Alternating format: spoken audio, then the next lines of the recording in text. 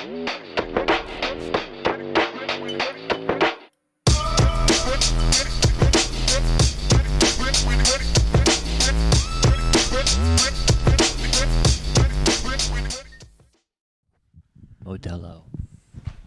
Dello. He used to fight in the Bronx as a young kid. He came up boxing, and now he's a professional boxer. Oh my God. Are you doing the Modelo commercial? Oh, Sorry. man. Matt, that's a good way to kick off the ep, I think. What's up, y'all? Hey, we're all together. This is Whatchu Spinnin. On the other end of the couch, we got Jake. How you doing, my man? Doing awesome, man. Hell yeah. Thank you guys for coming. Oh, yeah. Super glad to have you guys. Thank you for having us, brother. It's awesome. It was a beautiful drive. Pretty good. And then in between us, my main man, Matt. Well, you have to turn the hat around to get in the mood. We are in person talking about some great albums, revisiting some for our 100th episode. I'm excited. 100th episode. I just noticed today you've worn this hat for a lot of episodes. Mm-hmm. I didn't know that you had your gamer tag embroidered on the side, which is, as they say, baller as fuck. G move. But as these two alluded to, yeah, it's episode 100. We have some 3 albums that we're revisiting. They're fantastic picks in and of themselves. But before we do that, if you're a fan of the show, you kind of know the formula. We talk, we spend this little first portion kind of just chatting, bullshitting, catching up. You know, we don't get to see each other all that often. We've done a little bit of that already. But what today's about is about the podcast and about the music that we've covered and about, like, you know, it's a real, not to get emotional, but it is like a real testament to like our friendship and everything. Like, this is something very special. The fact that we've all continued to take time out of our busy lives to do this podcast and talk to each other. And even if 4 people listen to an episode or 55, still just cranking out good content and listening to some damn good music and covering it in a really good way. So I appreciate you boys. Jake, again, I appreciate you having us out here. Matt, you were a hell of a co-pilot today. But yeah, man, 100 episodes. We've been doing it. Our first episode was March 12th of 2022. So we're just over 3 years into it now. Almost, I think by math, over 3.5. That's insane to think about, man. Yeah. Especially considering like the times, like, you know, like I've moved within those like 3 different times and that we've all had different experiences. We've all kind of grown a lot. Like, I feel like I've gotten a lot out of this podcast. Same. More than I would have expected. Like, one, for sure, music, obviously, but more so like a deeper connection, a deeper like kind of understanding, not only with myself but with you guys. Yeah. How you guys think. So like a lot of it is like a lot of introspective thoughts coming about it, and it's awesome that it's now been 100 episodes. That's insane. Yeah, 100 episodes. It's pretty insane. But yeah, I agree with you there. It is like very, you know, because we take a lot of our own prep work for this is just by ourselves. Like, we don't do any pre-meetings. We text, you know, we share like other music that we'll listen to, but it is really, you know, like a lot of introspective. And then, you know, it is the music that is a huge part of it. But I think the one, you know, I always describe us 3 and this podcast as a 3-portion Venn diagram as far as music taste goes, because we each have our 3 that we're into, you know, our own kind of stuff. But then there is a lot of overlap. And, but even in that, we all gain something different from music and appreciate music in a different way. And, you know, there's obviously age differences and everything in different walks of life, obviously. You know, we all have grown up in different households and everything, you know. I digress. But yeah, and so I think it is, you know, we have gotten a lot of really good music to sit down and like listen to it alone and like kind of gain anything from it. You know, like most people hate Dave Matthews and hate the Grateful Dead, but I think because of this podcast, we could all say that we're fans of some pretty polarizing music, you know. But yeah, I'm stoked to be here. I'm stoked to talk about these albums. We did kind of have some pre-questions, one that I raised. I'll do the big question, and then Jake, we can go into yours, and then we can do the pop quiz question that I gave y'all. How's that sound? Yeah, I like it. Okay, cool. So, fucking over a month ago when we last met, I raised the question to these guys when we talked about episode 100, because obviously we each picked an album we wanted to talk about. That we've already covered. That doesn't mean that that's our favorite one. No. That we've brought up. And, you know, in that, we've also kind of brought up. We did like a weird revisit where I did a supercut of a couple old eps, and so I wanted to know like what your guys' top 3 albums that each of us has brought up, including yourself. So like for example, I would pick my own top 3, Matt's, and then Jake's. And I think I'm going to let our gracious host go first. Jake, what are your 3 favorite albums from? You got 9 albums and honorable mentions. That is allowed. Okay. What you going with? Yeah. I mean, there's first off to say there's a lot of albums that definitely, absolutely should be on the list. I think honorable mention for Matt. We would be probably looking at Razor Skinny Fist. Ooh. Godspeed. Yeah. Probably Godspeed You Black Emperor. I love that album. That almost made it to mine. It almost made it onto my list. Definitely a lot more that we can talk about. I'll stay on theme for Matt's. My favorite albums of his, like probably top 3, definitely Sigur Rós. Love that album. You have to pronounce the album title. Oh God, why am I doing this?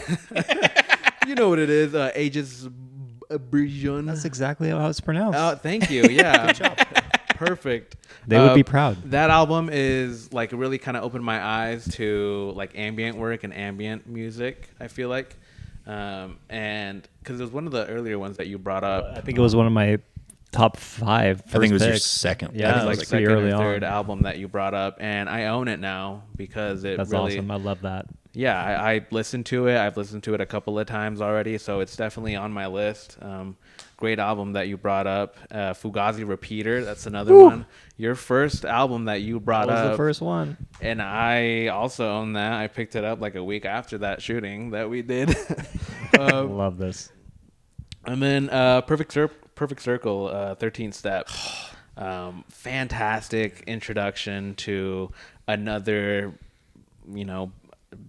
band for Maynard. And I think it's definitely, for me, like one of the more crazier ones, especially because it was my first listen getting into it. Obviously, later on with Dorian, when you brought up... Murder Noms. Yeah, like that album was also incredible, but that was like my first introduction to a secondary project that this guy does. Like, this guy's fucking insane. So that's Matt's. For Dorian's, I would say Medeski Martin Wood. That's a recent pick. Fantastic album. Hell great.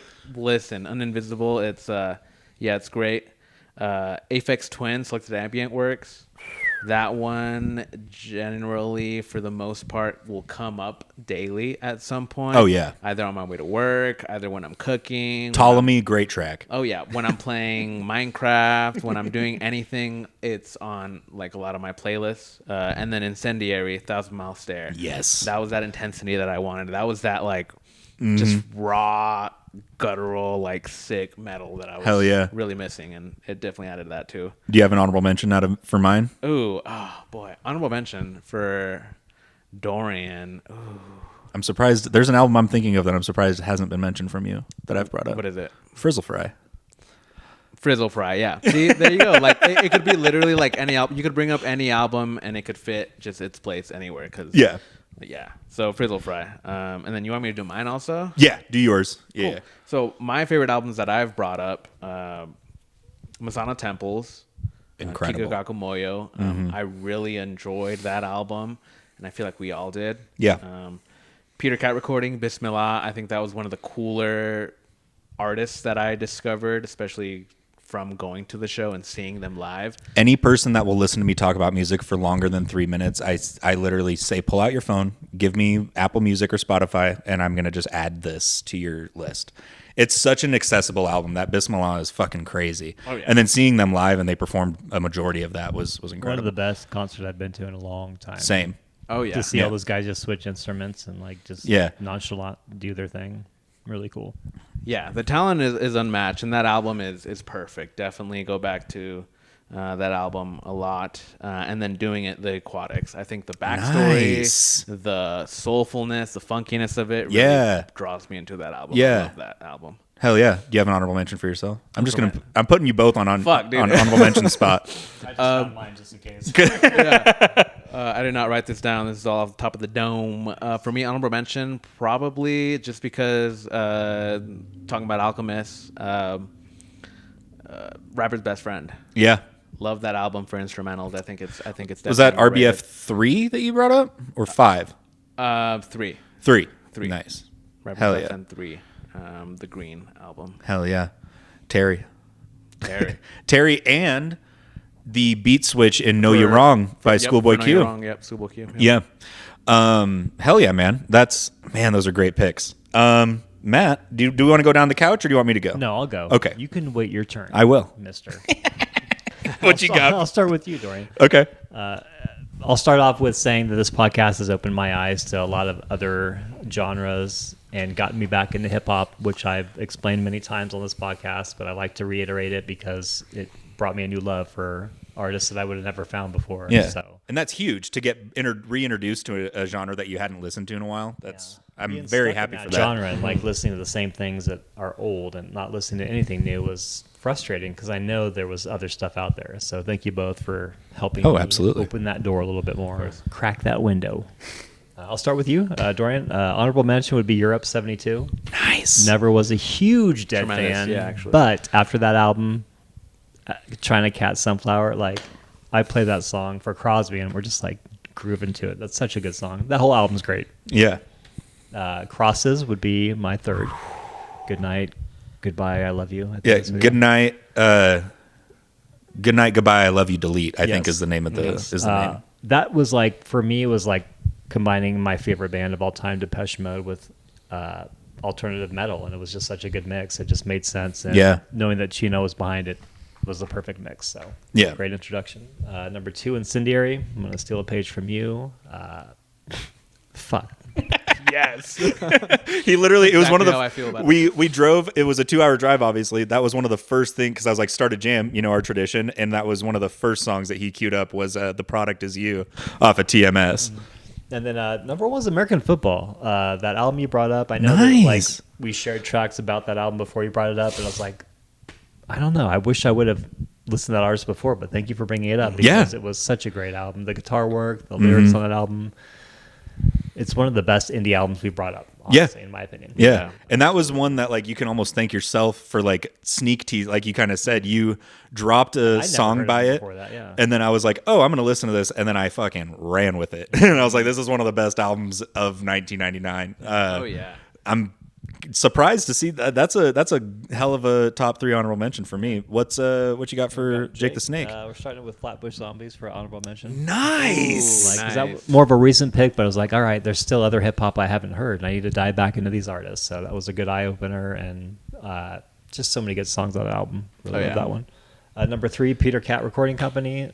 Basically because we saw them in concert and because, like you said, Bismillah is an album that is accessible to anybody.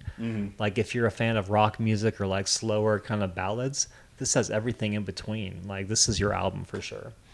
Number 2, Underachievers, because that got me back into hip hop. That was one of the earlier albums of hip hop that I was introduced to on this podcast, and just like opened that door. I was like, fuck, dude, what have I been doing? So thank you for that. And then number 1, one of the first albums that I think I was part of the podcast with was Masonic Temples with Kikaku Moyo. I own that album, like, fuck, dude. How many of their albums do you own now, Matt? Do you All own of everyone? them. I own all of them. Yeah. Hell yes. Damn.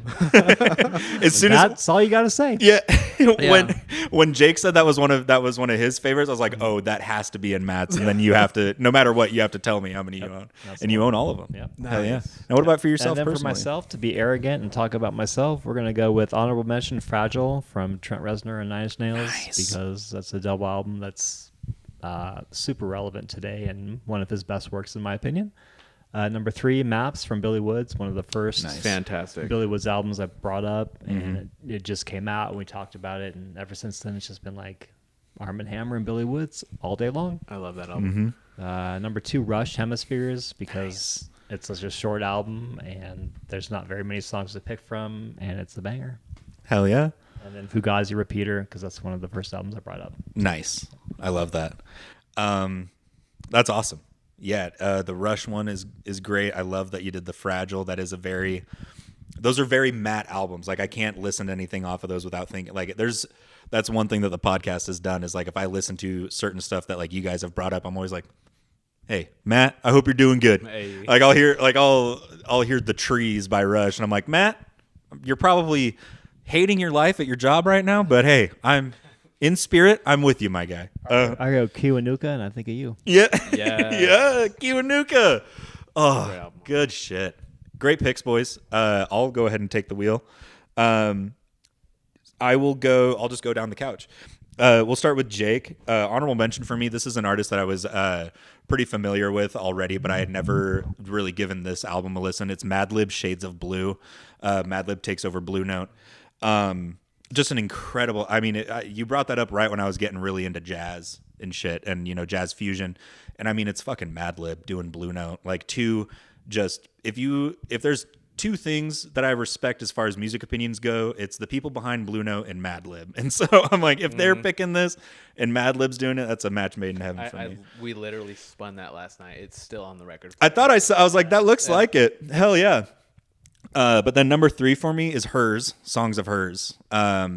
Sad story behind that. But yeah, that album has gotten me through a lot. You brought that up at a really perfect time for me. That album's gotten me through a lot. Go ahead and give that a listen. Number 2 for me, this is a common occurrence across the couch, apparently. Peter Cat Recording Company, Bismillah. Incredible album. Memory Box and Soulless Friends are two incredible songs. One of those two songs might be on my Spotify Wrapped this year. Like, it's just... Absolutely. And then my number 1 favorite album that you've ever brought up is Fragments by Melody Symphony. Ooh, okay. Yeah, that's like whenever I go and do these jam sessions, I'll come home and I'll sit in my office and smoke out of my Gandalf, that glass Gandalf, and I'll literally just hit shuffle on that album and just listen to it all the way through. So yeah, that is my favorite. I want it so bad. And then we'll move on to Matt.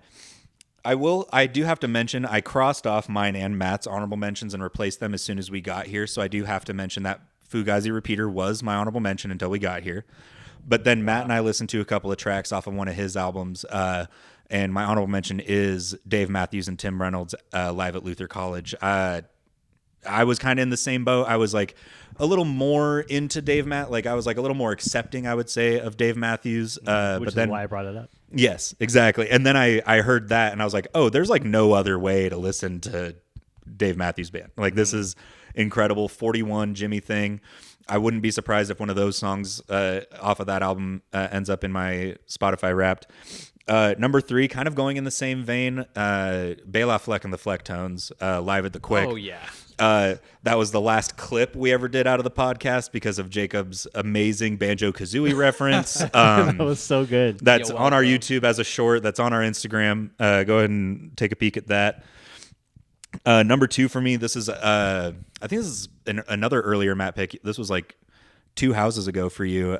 Pleasure Principle by Gary Newman. That was an early Matt pick. One that I was like, I saw a copy of it and it's kind of beat to hell in a record store. And I was like, I don't care. I was like, I'll pay $28 for this thing that's probably been ran over. But yeah, ME, metal. Me, I eat dust. Dude, I even talking about those songs just makes me happy. Like I love that album. And then number 1, I got the pleasure to see these guys live. They didn't play anything off of this album, but the Mars Volta, D-Louse, and the Comatorium, which is the one I picked for our Supercut episode. But yeah, that's still like Way ahead of its time. Like that album came out and like nobody knew what was going on. Yeah. Every time I give that album a listen, I literally have to stare at the date it came out. And I'm like, there's legitimately no way. I'm like, it was so ahead of its time. Tarka, incredible song. I still do not understand a word he's saying, even when I'm reading the lyrics, but God damn it, do I love that song. And then moving on to me, my first honorable mention in this before I cross it out was A Sense of Purpose by In Flames. Incredible album, one of the most beautiful album artworks I own. I believe that's episode 48. Go ahead and listen to it's either 48 or 54. Go ahead and listen to that because it's A Sense of Purpose by In Flames. Madlib does Blue Note, and Black on Both Sides by Most Def. Oh, fuck. Yeah. Damn. That's what our podcast is about. Right Yeah, there. that's a very good that's another very good indication of what this pod is. I think it's 50. Holy shit. I'll let you guys know by the end of the show, but it's 48 or 54. But I crossed that out and put Loathe. I let it in and it took everything. Nice. Oh man, that album. Such an underrated album. It's so good. There's so many crazy things about it. Go ahead. Also, while I'm here, I'm going to plug this. I think I've mentioned it on here before. There's a companion album to that is an ambient album. And they borrowed the saxophone player from the 1975. And they were released at this, like basically the same time. And it's called The Things They Believe. I'm getting chills just talking about it. Okay, now I want to hear that. It's a beautiful ambient album. So that's my honorable mention. Number 3 for me, Ross from Friends, Tread. That almost made it on my list too. Another one that I will just don't care. I'll just put that on, and that's like a nighttime vibe album for me. Daisy. Number 2, yeah, the Daisy is an incredible track. Number 2 for me, Cornell 77. It's the Pinnacle Dead show for a reason, but hearing that made me really dive down into the rabbit hole of the Grateful Dead, and so I'm eternally grateful for that. That Scarlet Begonias into Fire on the Mountain is still one of the craziest things I've ever heard in my life. And a lyric that you'll repeat in your head if you hear the song. Yeah. Fire on the Mountain. Absolutely. And then number 1 for me, I'm surprised this didn't make it to anybody's list but my own, and it's my top favorite. I'm going with Wairunga by Fat Freddy's Drop. Incredible. Go ahead and give that a listen. That is an absolutely phenomenal album. Yeah. It's tough when we brought up so many albums. Oh, yeah. and Absolutely. That's the thing about this So, list. like- This list can be void. But Yeah. I could tell you I'll change my mind tomorrow. We'll start fresh. exactly. Yeah, exactly. I was just like, I thought, sometimes you're like, I kind of feel it in the group. I'm like, maybe we're all feeling a Fat Fred. It was just me. But yeah, Fat Freddy's Drop, Wairunga is my favorite one that I've ever brought up. And those, how many ever albums we just named that's like a true indication of the shit that we've done for 3 years and 100 eps. Just to put it into perspective, there's 3 of us. There's 100 episodes. That is already like 250 albums about. Yeah. So, Yeah. that's a lot of music. That's a lot of ideas going around, and definitely a lot of also kind of just experience. Just a lot of different kinds of music, artists, different countries, different genres. Like it's insane. It's crazy. Absolutely. And that's a good starting point and segue into what you've prepared for us. Oh yeah, Mr. Jake. Yeah. Speaking of, you've got some stuff to share. Speaking of, I did this a couple of episodes ago. I think back was around episode 70 around there is when I tallied up all the different genres and stuff. Not to go through everybody's individual, because that'd be hella long. But I tallied up like all of our picks, what genres we've all kind of brought up. It's definitely not accurate. It's a little kind of skewed because you can consider some albums this, some is not that. You can't really pigeonhole what genre it is.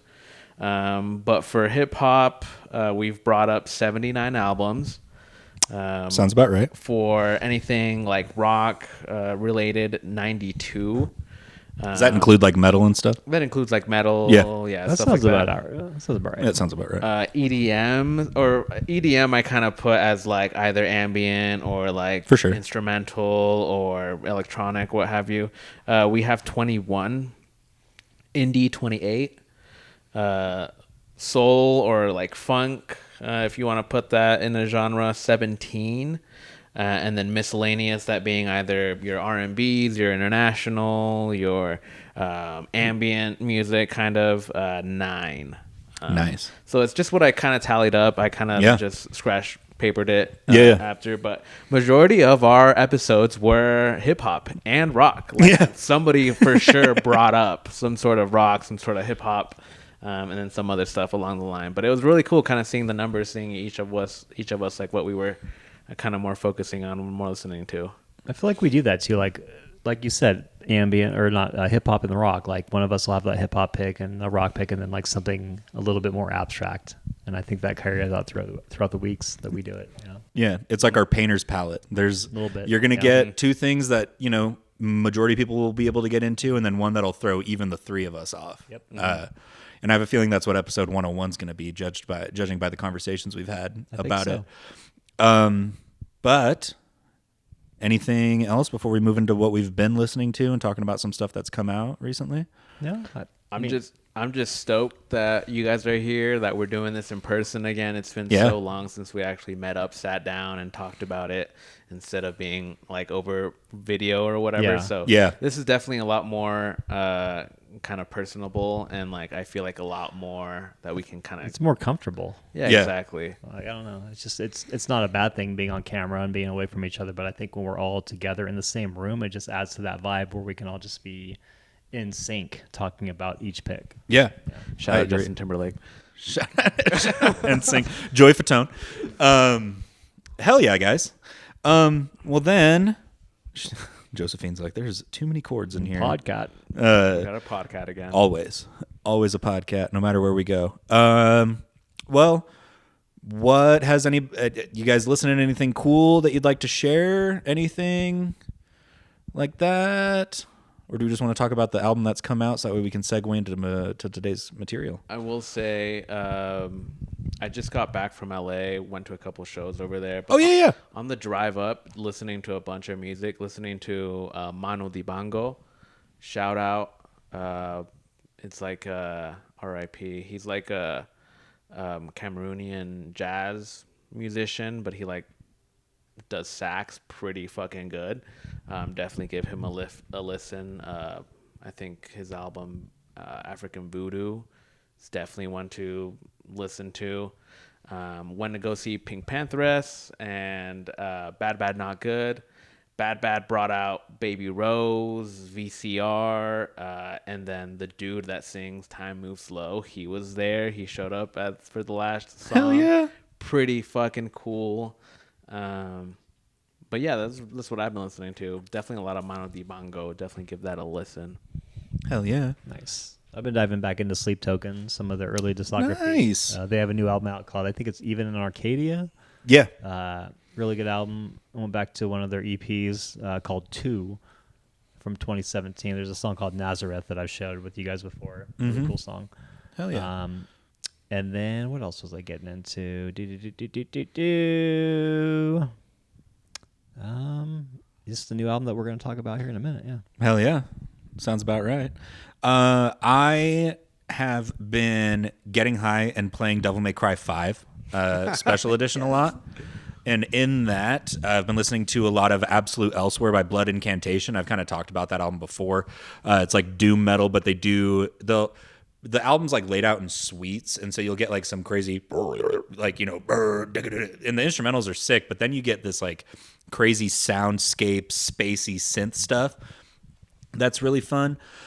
But pre-podcast, I went through and I played through all of the Devil May Cry games, and in doing that, I made a playlist that had a bunch of music that like reminded me of that vibe. So like Rob Zombie, Static X, Ghost Main, Suicide Boys. And I've been listening to that playlist a lot because it's like 5 hours long, and I was listening to it while I was playing, and I was like, shit, there's actually some bangers in here. Like I haven't listened to old school Slipknot in like a couple years probably. Excuse me. So that's kind of what I've been listening to. I will say, again, to talk about playlists that I've made, I made a New Metal and Friends playlist, and I did put I'm not a huge Limp Bizkit guy, but there's like 2 or 3 songs that they have that I'm like, these are fucking incredible. Mainly because Wes Borland is just an insane guitar player. So guilty pleasure shout out, Limp Bizkit. You've got like 2 or 3 good songs that are just undeniably badass. Take a look around and Rearranged. Say less. Chocolate Starfish. In the hot dog flavored water. But yeah, other than that, just, you know, kind of prepping for this. And, you know, anytime we listen to a Maynard pick, I end up listening to other Maynard shit. So like A Perfect Circle, all that kind of good stuff. But the thing that we'll talk about real quick, so that way we can segue into today's content, Armand Hammer and the Alchemist dropped their second project together. Mercy, that came out last week, I believe. First impressions of it? Anybody? What are we thinking? I thought it was pretty good. I liked it. I definitely still need to give it a couple more listens to really kind of understand and dissect a little bit more. But first couple listens, like solid. I love the instrumentals. Alchemist, once again, doing his thing. I think it's super cool that they did a follow-up to Haram. Because I think Alchemist is definitely like one of the cooler producers, and he really kind of challenges Billy Woods and Elucid to do their own things. One of the standout tracks that I kind of was listening to, La Raji.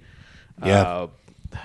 Crazy ass verse. It says, the world doesn't turn anymore. Half burns. The other side will never thaw. Burning books to keep warm. What the fuck? Like, what is that? There's other songs on here that are kind of fucking crazy. Like the instrumental for the last track Super Nintendo, I think is really fucking cool. I like that we see the same familiar faces. Quelle Chris, yep. Pink Sifu, Earl from the first collab that they did. So, but yeah, pretty solid listen the first couple listens to it, but definitely got to listen to it a little bit more times. It was everything I wanted and more. I felt like Haram and The Alchemist kind of showcased all that they could do together, and this one gave it that ambient vibe. A lot of the tracks, Nil by House, I think I was, Nil by Mouth. That song, that ambient vibe that's behind there with the instrumentation, it brings everything together, and it showcases you listening to more to the lyrics than anything else. You're not worried about beats and like how hard they sound. Like, you're listening to what they're saying, and I don't know, this is one of their best albums in my opinion. I agree. Yeah, it's a hell of a follow-up to Haram. 4 years is a long time. We've heard a project, a handful of projects from either of these guys in between now and then, including Diabetic Test Strips, which I thought was an incredible album. I was like, I didn't know. I was like, I don't know how, like, it's hard to top Haram and also hard to top Diabetic Test Strips, whether Alchemist is involved or not. And then I heard Super Nintendo when it came out as a single, and I was like, oh, this is going to be an absolute masterpiece. And I agree with Jake. I think I have to listen to it a little bit more, but overall, I'm a big fan. We were kind of talking before we hit record. It has quite an ambient feel, which we haven't really heard these guys rap on a lot of that type of stuff before, as far as like an Arm & Hammer duo project. And so I thought that was really cool because you hear Billy Woods rap over all type of shit that we've covered, like brass and this, that, and the other thing.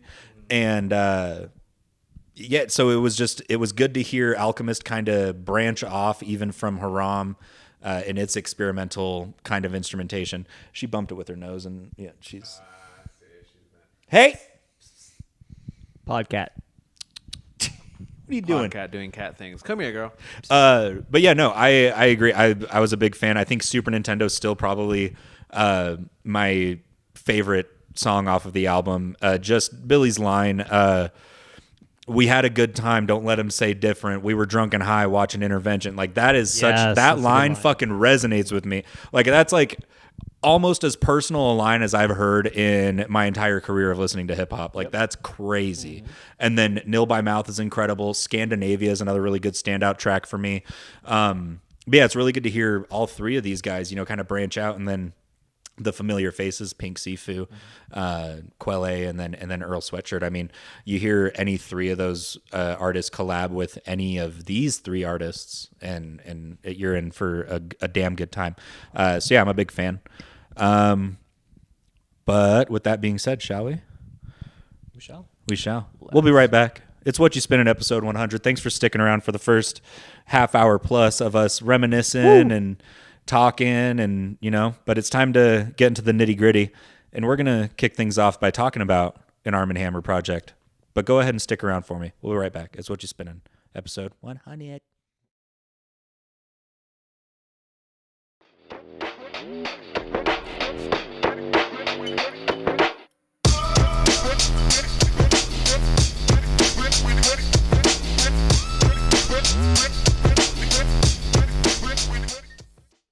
We're like, oh, did I tell you? I told you guys. Okay, I already told you guys the skunk story. I digress. Never mind. What, did you discover what happened? Was there like a follow-up? Oh, yes.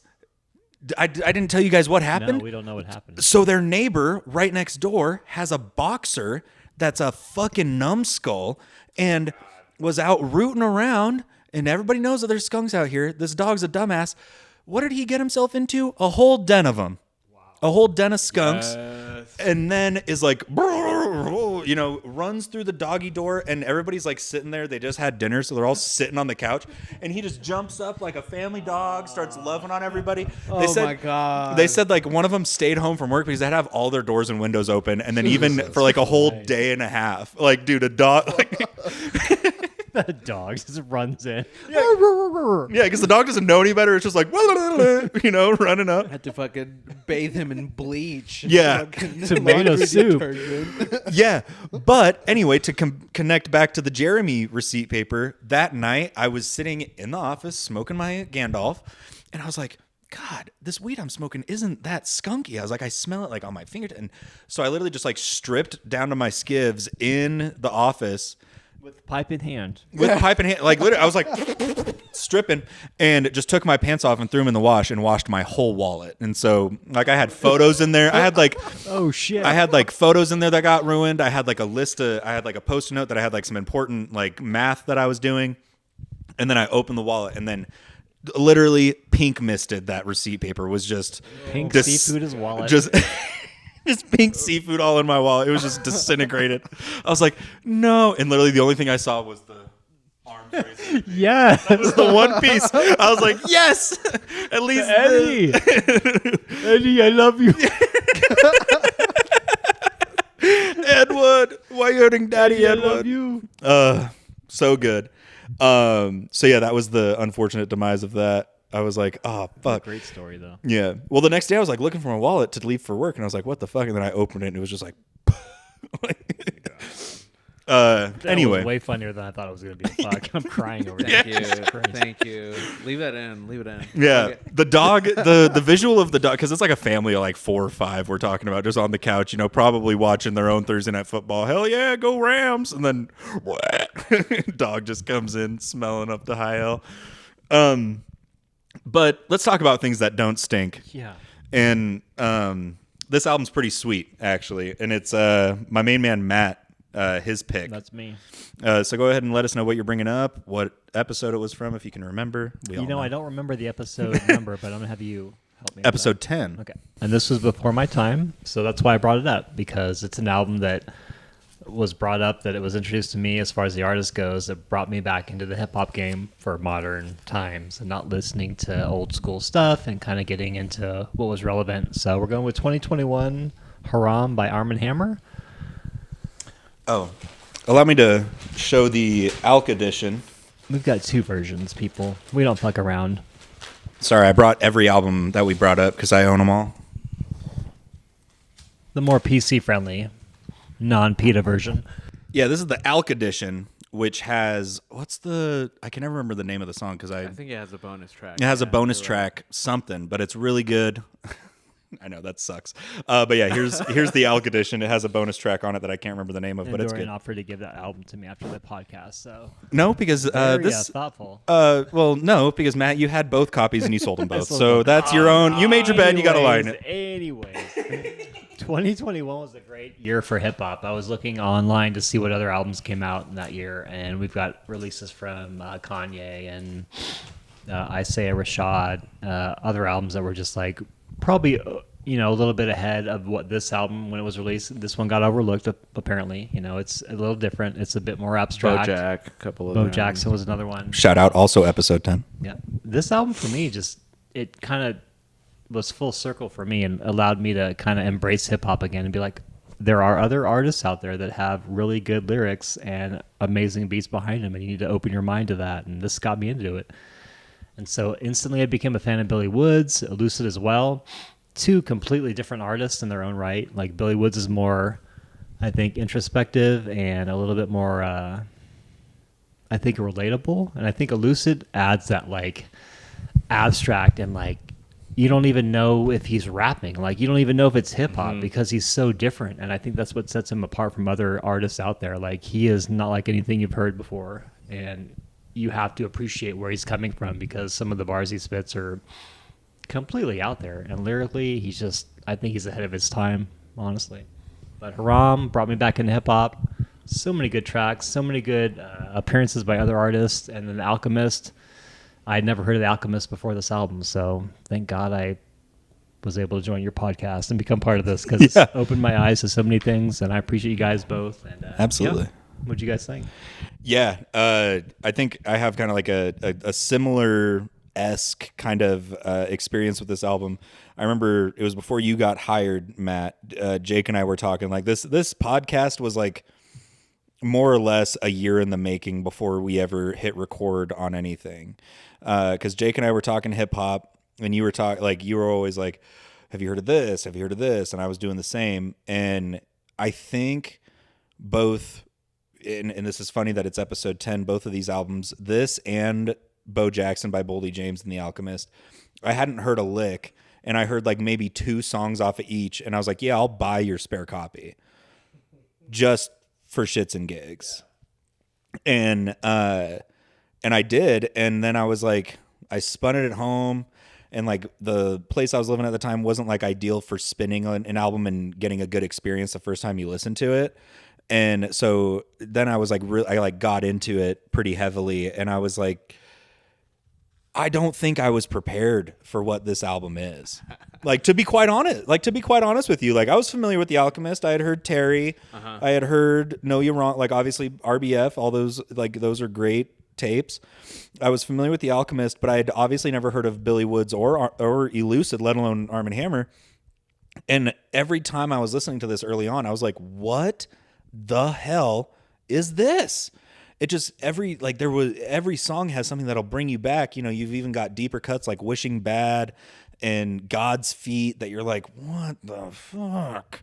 And yeah, it's still, you know, it's still an album that I put on, whether it's spinning or otherwise, all the time, because the lyrical content is just so insane. The beats, it's like, listen, if you like any song off of this album, you have to listen to it cover to cover, because it flows so well together, and it's really an experience. It's like, and this sounds cheesy as hell, but it is really an experience listening to this album and listening to it flow from one to the next. You know, Matt, you said it as I hit record. Ladies and gentlemen, would you gather around, please? Like that opening, and then into like the, oh, I don't speak Francois. How many times? Like these little weird interludes that you get between songs. It's like, and then like Squeegee starts, and you're like, what the fucking hell? Like, just incredible top to bottom. And then, you know, even the more popular songs off of it, like Falling Out the Sky, I think those songs are popular because of the beat and the Earl Sweatshirt feature. But that Elucid verse is probably one of the best in his entire career. Learn to swim learn to swim in a pool where a boy drowned last year. Motherfucker, are you kidding me? And then they do like the aquatic, like it. They like effects, he does like the sound effect where you sound like you're underwater. Motherfucker. Again, I say.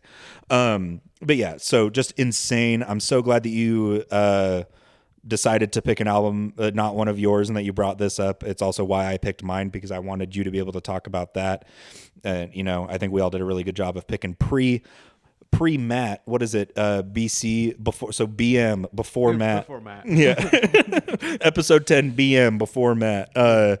Yeah, and this is just a hell of a pick. So shout out you for bringing it back up, and shout out Jake for introducing this to me when I quite honestly was not ready for it. I don't even know if I was too, man. Like, you were 21. I was like, dude, you don't even know. I was like, you don't even know. Bro, so much of it is like just, that's what's so unique about, and really what made me so excited to talk about music again was just the introspective, like just lyrics and different, you know, challenging, really, not only as listening to, one, enjoy it, but two, understand it. Like more so kind of see what's going on in the background, what's actually being said, because that's the whole point of hip hop, I feel like, is poetry. It's like, you know, a lot of it is like storytelling. A lot of it is, you know, real introspective lyrics. And Billy Woods and Elucid, I think, are definitely a top tier of doing that. And they're like, so it's just so crazy reading into it. That's kind of why I dug up and found like my original like notebook that I wrote down. I'm all my so things. Pissed that mine wasn't at the house, because I have 3 pages just of like things I was like reading up on, and like, what does that word mean? What's the meaning of that? Why does it line up with what he's already saying? Like all these different double entendres, like double meaning to everything, kind of reading in between the lines. It was like kind of made me excited about actually reading into it and Right. Yeah, it's fantastic album. Definitely, if you want to challenge yourself mentally and also just music standpoint, it's definitely very experimental. I think Alchemist is definitely being a lot different with his beats on this album because it was kind of more catered towards the experimental hip hop. Yeah. So that's really what I enjoyed so much about it, and I'm so glad you guys have as well because I mean, we've now gone from listening to it to seeing them, to seeing Billy Woods in person, to seeing Armand Hammer, both of them together performing songs on here. Every time I go to a show of theirs and they end with Stone Fruit, like it's perfect. Almost makes me cry. That's how it should You be. show Cavalier in the midst there, and it's like it all rounds out. Yeah. Exactly. It's just Stone Fruit just feels like a triumph. Like it feels like, like a good ending to the album. Right. In the perfect way and to a show. So yeah, definitely have a lot of respect for this album, for the artist, for everything going into it. And I think it's definitely a listen that will challenge you and that will also kind of make you kind of fall back in love with like experience and listening for the first time again too. Something so different, so abstract. Right.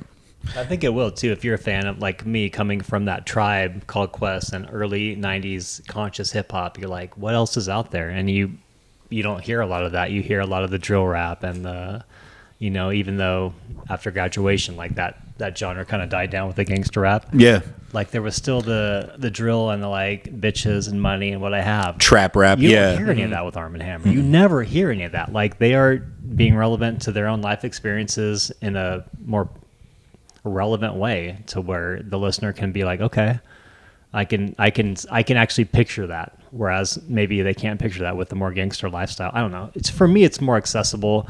Mm-hmm. I can relate to what they're saying. I can wrap my head around their lyrics and the abstract beats that Alchemist used on this album.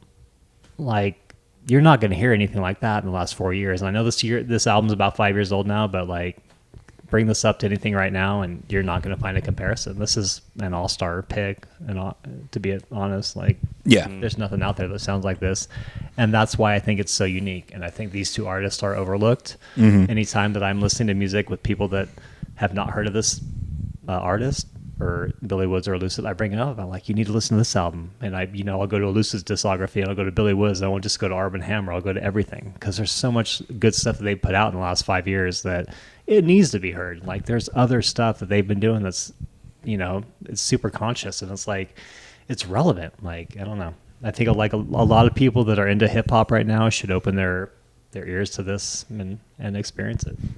I wholeheartedly agree. And to speak on the fact that you pull up Billy Woods and Elucid's discographies, if I could recommend an album from each, Armand Hammer, Elucid, and Billy Woods solo, I would say listen to Haram because it really opens something up in you. It really opens an introspection in you, and I'll address that here in a second. But then if it's Elucid, we've talked about this album on the podcast. I would bring up I would listen to I Told Bessie. That's another really good album, both beats, lyrics wise, but it's also very introspective. The song Spelling Alone, which is the most catchy song on that, but it is one of the most introspective songs I think Elucid's ever written. And then outside of that, we saw this album's 5-year anniversary tour. I would listen to Hiding Places by Billy Woods. Yeah. Mm-hmm. Holy shit, that was a good show. Oh my fuck, dude. Show. Literally, dude, hearing Crawl Space and everybody, Matt, I remember steak knives. Holy shit, dude. One of my favorite moments of a show with you guys is seeing the Hiding Places 5-year anniversary, and when Billy Woods is doing the "Bitch, you going to die in this heart," Matt, you were like, "Bitch, you going to die in this heart," and I was like, "Fuck yeah, you are, Matt. Bitch, we all gonna die in this heart." Like, but yeah. So listen to those 3 albums, and then to kind of bounce back to what you were talking about with Stone Fruit, I guess kind of on the tail end of going through something pretty rough. And the night I told you guys about it, what did I quote to you specifically, Kobo? Stone Fruit. Did you? Yeah. I said, I don't want to lose control, but I can't cramp my space to grow. I got so much left to undo. And I was like, kids still got jokes. But that was like still a poignant thing. Those lyrics were still very poignant. And it was like, to be honest with you, that was when we saw Armand Hammer. I hadn't really given Stone Fruit that much listen. Like, Me too. Yeah. And then I heard it live and I was like welling up with tears listening to that. And it's like that line from Elucid is comfort's dull but gets us through. I got so much left to undo. I don't want to lose control, but I can't grant my space to grow. And then he segues from that into Billy Woods' verse. I'm already getting goosebumps, but I have to just relay this. Said okay to save face, but she never forgave. It's only so many ways you can say grace. In truth, she rather cry at your grave. And then it just goes on to be some of the most, like, she rocked my teeth in a necklace, gulped blood from a horn, Ruby Woo face and mecha hair disheveled and torn. Like, damn, Jesus Christ, man. And that's the end of the album. he really came in on a cyclone. He really did. Dude, Lyrically, they're unmatched. Like, it's no so- other artist is doing this. No. Maybe Makami a little bit, but like nobody is lyrically doing what they do. no, not even remotely close. And I think that's what's so crazy about this album is that's one example, and it's the song they chose to close all their shows with and this album. And it's like, my brother, come on. Yeah. Like, that's brutal. Pray for Haiti came out in 2021 too. Another album. Forgot to mention that. That was Fantastic. That was also your first episode. Yeah. That was episode 11. Yeah, that's right. Yeah. But yeah, incredible. Just that alone is like I think on the first time we talked about this, we quoted Black Sunlight into Indian Summer as being one of the craziest 2-song transitions in hip hop. And I still wholeheartedly believe that. That too. Transitions on the album are spotless, Flawless. Alchemist, like that's what he's so good about. And even on Mercy, you hear it. Like he just goes Yeah. into every album. Every song is just perfectly aligned. They roll into each other. They complement each other. So yeah, like any album, any song that you hear off of this album is gonna bang. Sir Benny Miles, crazy ass starter. Chicharrone is also that cool, kind of weird, dark, creepy, beat with it. Great features from Quelle Chris and Earl Sweatshirt. Also artists that we've talked about on this podcast. So yeah, this is kind of a good like starting point to. I forgot you fucking brought up Doris. Oh yeah, this is a good starting point to like bridge out everything else that we've talked about. Yeah. The last couple episodes. Yeah. Talking about Quelle Chris, talking about Pink Sifu, about Earl. Like it all kind of really. This is a good starting point, and if you wanted to branch out of that, there's definitely a lot more to get into, a lot more to kind of listen to. Right. As far as hip hop goes, I feel like Arm & Hammer has set themselves apart from other artists because there's not a lot of people. I mean, there's like the trios and other than that, but trading bar for bar, that's not going on right now. No. That I can think of. Maybe I'm not into that genre as much as I should be, but I feel like Elucid and Billy Woods just go back and forth on their albums, and it's so fluid. Like they're completely different as far as their structure and how they flow and what they're talking about. Like the difference between Billy Woods' bar and Elucid. Like there's a night and day difference. Like what other duos out there are there right now? We've talked about every single one on this podcast, so you're really not missing anything as far as current I'm just day. naive and I don't know, but like I don't know a lot of drill rap that's out there now. Yeah. But I feel like as far as being relevant and important lyrically, like you're not going to get anything better than what we're talking about right now. Yeah. And this album is 5 years old. Well, get stuffed. Well, and it's also the two main ones that come to mind that we've talked about on this podcast: Earth Gang and Flatbush Zombies. There's some good Earth Gang. They're Underachievers. Yeah. they're and Underachievers. They're not like putting Run that the Jewels, like Run the Jewels. They're not putting that much stuff out. Run the Jewels' peak was like RTJ3, if you ask me. But they're not that prominent, we're not living in the day where it was NWA, ATCQ, Outkast, Arrested Development. Fuck. I mean, there were It's like a new flavor every year almost. Like there's not like that consistency anymore. And that's sad. But I think it comes into play with a lot of the modern technology and the fact that anybody can be an artist now. Yeah. And that kind of does suck, I guess, in a certain sense. It does suck. There's nobody being unique anymore. It's a lot of copycats and a lot of people doing what they think is going to sell. Yeah. I mean, the thing that does, like, I agree, it sucks. I think the main thing that also is really detrimental is the fact that you have to be an absolute dork about music and hip hop to just fall ass backwards into an album like Haram. Like someone has to recommend this to you because that's I wouldn't know. exactly there's fucking no way. insane. And I felt You like I won't knew really- a lot about what was going on. In the industry. Dude, I think I remember when you on Cinco de Mayo, you were like, "Hey, you guys heard of this?" And you sent us a song Maps? from Maps, and I was like, Matt. I was like, yes, absolutely. I was like, Matt. Welcome to the club. I was like, Matt, I'm gonna need you to stop listening to Maps and just go listen to episode 10 and listen to Haram. I was like, fuck Maps. I'm sure it's great. And that year was in my top fucking Spotify. Yeah. Haram was. Yeah, that was you falling down the rabbit hole. And I was like, but I think I remember because I was like out and I was like, hey man, like you gotta go listen to Haram. And I think Jake and I both were like in a race to see who could just send a link on Spotify first because I'm sure one of us did. But yeah, I was like, oh Matt, I was like, thank you for telling me this dropped because I had no fucking clue, but also you're welcome. Here's this. By the way, they have other albums. yeah. That's the second or third time Matt has made a "they have other albums" joke, and it has killed every single time. Both the other times were just with me, and I was like, "Fuck yes." He told me there's other albums by Static X, and I said, "No, there's not." No, but that's like the cool thing about it is Right. like, they do have other like their season. They have dozens of collaborative many. and solo albums. before Shrines. this.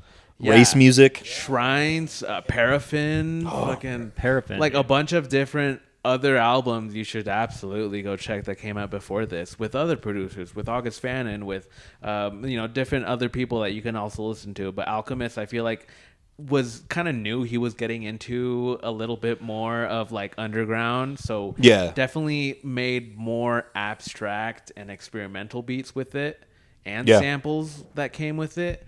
I mean, we talk about what song is Chicharrones, I think. It has Yeah. that weird ass fucking like reversed beat. It's Halloween music. Like- yeah, it's just haunted house music. Yeah.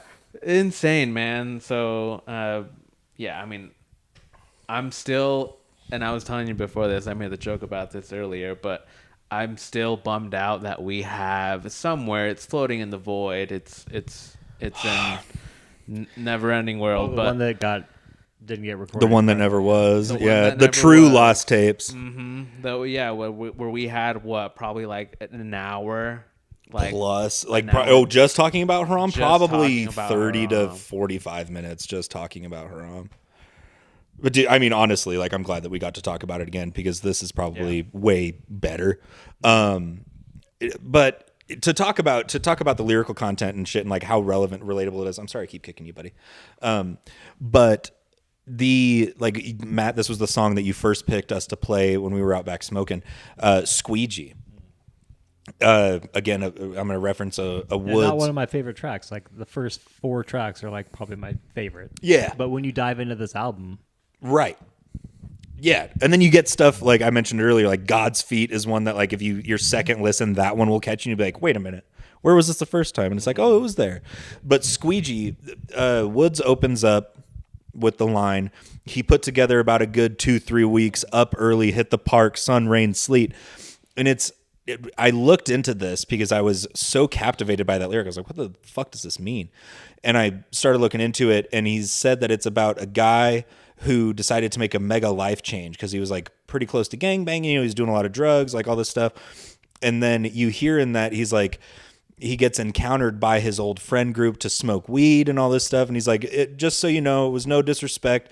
And like, that is to use the word poignant again, like that's such a poignant, like heavy verse to listen to, especially because like that's something I've tried to do a lot in the past couple of years is like, kind of turn a corner and, like I've been doing pretty well with it, but I have had a couple slips where I'm like, oh, it is so easy to slip out of like being on the right track. Like I've been going on my 2-mile walks almost every day. That's such an easy track to slip off of. Sobriety, anything. addiction in general, like, which is what that really is about. And, as someone, you and I have talked about addiction a lot, like that is, the reason why people fail at kicking addiction so hard is because it's like, you can make this pattern, but then it's so easy to slip out of it because you just run into someone on the street. And like, no one's to say what you said, no one's fucking rapping about that type of shit right now. Not even remotely. And it's an album that's rapping about getting high. Yeah. Getting higher. Yeah. And this is an album that's 5 years old. So, but yeah, I just wanted to point out that one lyric before we potentially move on. But Good points. I like that. yeah, thank you. That's solid. Thank you. There's plenty and a lot of that all over. Oh yeah. Double entendres, triple entendres, different meaning back and forth. Is this performative or praxis? We talking about yeah. practice, to quote the Allen Iverson thing. Like that blew my mind when I looked into that. I was like, what the fuck is praxis? I don't know what that Yeah. word means. I think it's cool that they like their backgrounds too. Their albums before this, like they've always kind of rapped like this. They've always kind of had this same style, and it just flows perfectly on this album. And I'm glad that like they collabed with Alchemist, because I would have never probably heard of them, to be completely honest with you. Like I loved Alchemist. I loved his stuff that he was doing. He's a fantastic producer, but for them to link up with him, unexpected for his catalog, also not for theirs either. So yeah, it was just perfect storm brewing right in front of us, and it's aged perfectly. Oh, absolutely. And beautifully. yeah. I'm almost done. Every debt gets paid. You've already paid your debts, man. You're still creating great music. So, like, I don't know. Yeah. That is. Lyrically, I think this album sets itself apart from anything else that came out in 2021 besides a few artists. Yeah. I mean, There was still. nothing else like this for for a duo. Yeah. Nobody else was doing this. And to have Alchemist behind the project, adding his production techniques and the ambient-esque that kind of built into the new album, Mercy. It's like, fuck, dude. Yeah. Like, I wish people would open their minds to this album and, like, I don't know, give it a chance. Hopefully they do. Hopefully, truly. Listen to Mercy as well. It's a newer album, but, like, you need to hear it. There's other stuff that's going to open your mind to other genres of hip-hop out there. Myself being that naive person that didn't like it at all, here I am now talking about this being my favorite album of all time. Yeah. Hell yes. I've seen like Mercy get some hate, like that people didn't like it. I don't get it. I think too they don't early. understand Armand and Hammer in what they are. Like, if you don't like Mercy, you don't like Haram. Like, honestly, it's the same thing. I mean, it's a little bit more polished with Mercy, but it's the same ambient technique. Honestly. Yeah, I agree. It's, in my opinion, it's almost more accessible than Haram. Yeah, Mercy I'd would say be, so. yeah. But they'll learn to love it. They did the same thing with Diabetic Test Strips. The last thing that I'll say about this is, because we had a lot of time apart, and you guys know I sent you the playlist I made of Emotional Woods. So I've been like doing Billy Woods deep cuts. His voice on this album sounds significantly different than any of the other albums of his we've talked. It's like you got to listen to a lot of his stuff to kind of pick up on it, which is why I bring it up to you guys. But go ahead and listen to, say, Aethiopes or Hiding Places, like a couple of tracks off that, and then go listen to, basically just start this album, and you'll be like, he does sound different. I get Aethiopes, he is a little bit harder. Yeah. Like a little bit more rough. Yeah. This one, he's just more relaxed. Yeah, it is. It's interesting. But yeah, I think this is a fantastic pick. I really implore everybody to go listen to it. But shall we top it up? Oh, shit. Yeah, we should. I forgot should we were talk to doing it. that. We still got to do top We threes. still got a top three. Let's do it. I will start off because this is my. I'm sorry I didn't mention that, but yeah, I thought we were just still doing the regular formula with them. No, you're good. I should have known better. But honorable mention for me, just because it's one of the first tracks I heard on this album, was Black Sunlight. Incredible. I mean, holy crap. Like, we talking about practice? Mm-hmm. Are we? Just lyrically, it was so impactful for me. I could just relate to all the things he was saying because I got the references. And then how that flows in Indian Summer. Not a one man, the whole human race. Like, dude, he's just so prolific in how he spits his lyrics. So that would be number 3. Number 2, probably going to be Squeegee, the track I played out back. Yep. I feel like musically with The Alchemist, what he brings production-wise is just such a cool beat and like vibe in general. And then number 1 for me... I think because I've heard this song with you guys in person, Stone Fruit. Like, I know it's. I was listening to this with my girlfriend and my son Thursday night driving home from the card shop, and lyrically it can be kind of repetitive, but all I could think about was that live version that we saw, and so I just let it play. Yeah. Oh yeah. Let it eat. Yeah. Let it go. I have a video of when Woods starts his verse, and it's like he literally like steps up, and it's like fucking watching a batter walk up to the plate for the first time in the World Series. He's like, and he just said, "Okay to say fate," and everybody's just singing it. Oh, Beautiful. I'll piggyback off that because we have some similarities here. Honorable mention for me is Aubergine. There's a song that I think Jake was a big fan of the first time we covered this approximately 3 years ago. For me, it was one that was more impactful this time around. Just love the middle stretch of this album is really something. Fuck, man, I fucking love this album. I'm so glad that we've gotten to listen to it again. Number 3 for me is Indian Summer.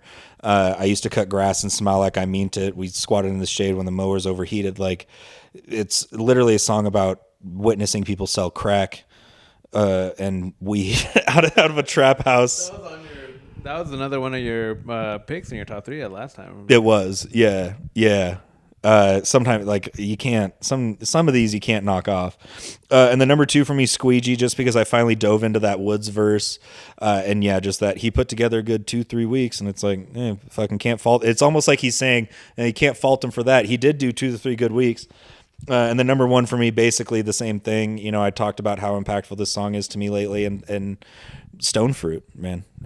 I really came in on a side, like hearing everybody in that Polaris Hall sing that in unison with Elucid. We had our arms almost, we didn't, but it was like, oh, it was, I think I literally at one point did this to both of you. I was like, we're fucking here, man. I was like, gave you guys the hand on the, I was like, and yeah, it's just, side note, if you get a chance to see, if you live in our area and you see Arm & Hammer or Woods or Elucid coming to Polaris Hall on PCC campus, Christ on 5 crosses, you should go. That is such a cool venue. I've told everybody about venue. It. Yeah. But yeah, so Stone Fruit's my number 1 pick. Wow. We all have similarities because we all like the album, and I will try to piggyback off of that, but I will stray slightly because for me, honorable mention, Roaches Don't Fly. I feel like that one kind of doesn't really... We haven't talked about it a lot, but it's really good. I like the beat on that one. Number 3, Black Sunlight. I think that was also in my top 3. I love Kayana's voice on that. I love her vocals on it. Yeah. I think it adds a lot to it perfectly. Pepper Tree, number 2. Love that song. I mean, getting into the lyrics are insane. And then Wishing Bad. Wishing Bad, I think it was cool. It has a little bit more artists on it. Amani, I think, kind of squeezes in a little bit. And Curly Castro has a really good verse on it, too. But I really like Elucid's verses at the end of the track. I think they're really funny. Quote one for me. I won't because it's kind of raunchy, but it's pretty funny. All right, go listen to Wishing Bad and let us know what you think. Do it. Any closing arguments? No, just a great album. I'm glad that it was brought up on the podcast in general. And like I said earlier, it introduced me to other hip hop that was out there that I would not have known of before. So thank you both. Of course. Glad we got to talk about it. Hell yeah. To give my 2 cents. Hell yeah. Well, that was Arm & Hammer's Haram, produced by The Alchemist, released in 2021. Which oddly enough was a hell of a year for hip hop. Some of those albums that Matt mentioned are actually worth a listen. Though, if you're as into hip hop as we are, this will significantly blow it any of them out of the water. We're gonna step away for 2 seconds, and then we'll be right back to talk about Jake's pick for this week, which is even further in time than this one, and I'm sure you guys are gonna love it. Go ahead and stay tuned. It's Whatchu Spinnin' episode 100.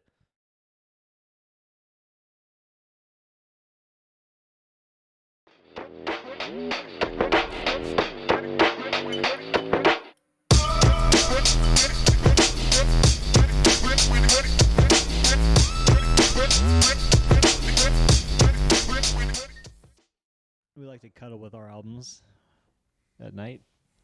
Sometimes that's all we have. You own this too, huh, Dorian? Mm-hmm. Nice. I have the album that was inspired.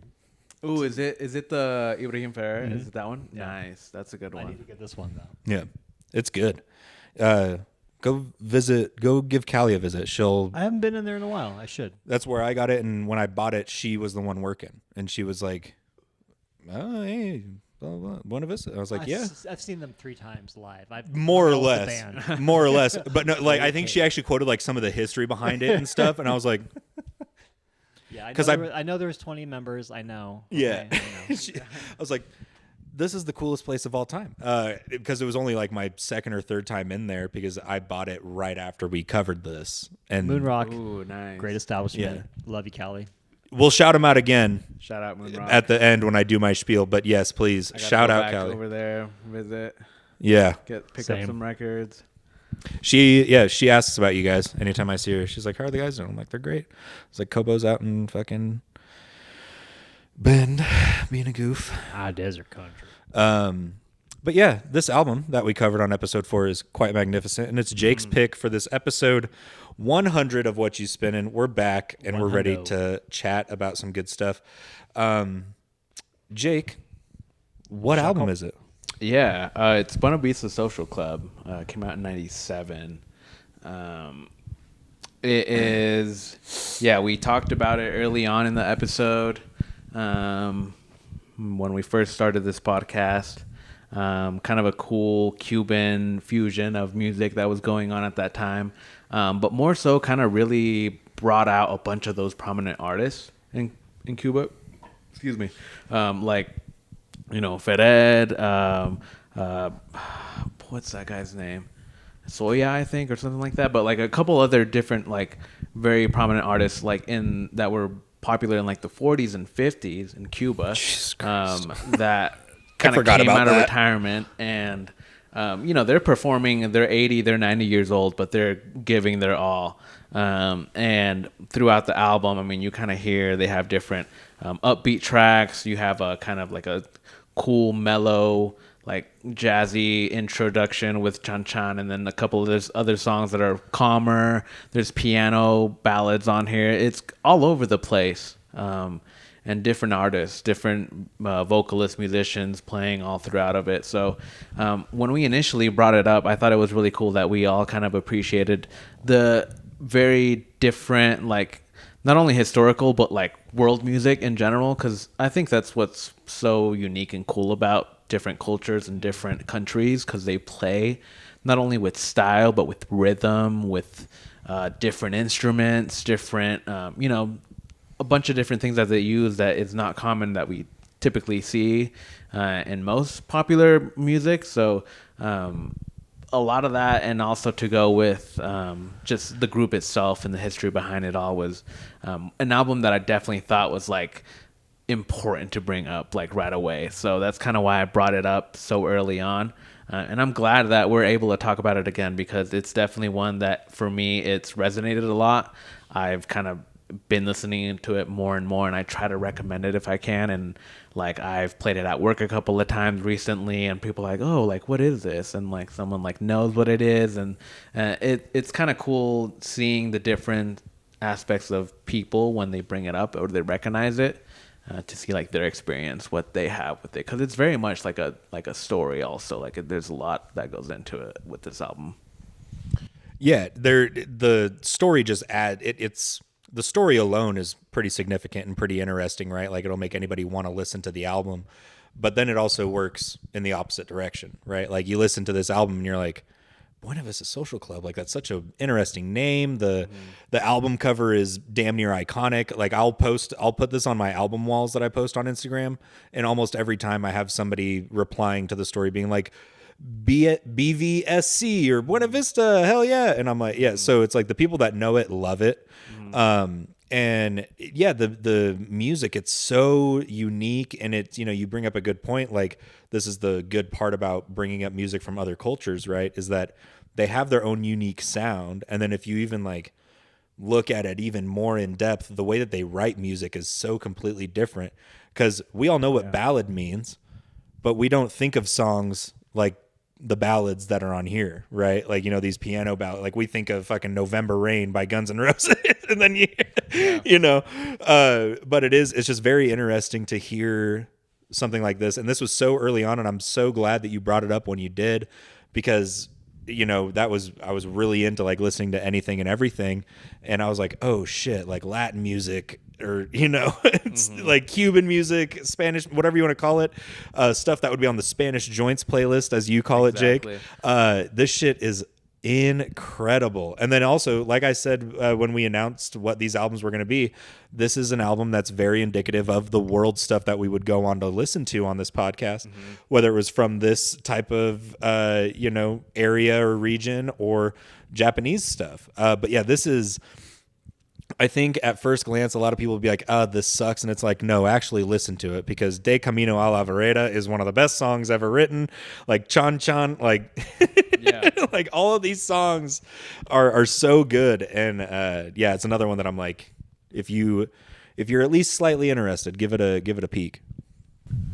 This album is incredible. I think a lot of people that may not be into music or may not be able to access this music or this genre in general are just used to, like, I don't know, they're not into that world music, or they go into a restaurant and they hear music like this and they're like, oh, this is restaurant music. It's not. Like, there's so much more to this music. It's like you said, a story. It's captivating. It sets the mood. Like you said, you don't know what you should dance or sit there at the bar drinking alone. Yeah, it's a perfect example of how much of a mood this can set you in. I love this music. Like, this is something that I would blare at my house. I'd put on the record player and just turn it up. And I don't know what they're saying. No. A lot of music that we talked about are from other areas of the world that we don't understand their language. Yeah. But this music is very, upbeat and happy for me. Some of the ballads may be a little bit more sad depending on lyrical content, but I find so much joy in this album, and it brings me to a place where I can just appreciate music from any genre of the world or any area of the world, not genre specific, and just love it. I love what they're doing here. There's like 20 musicians in this band.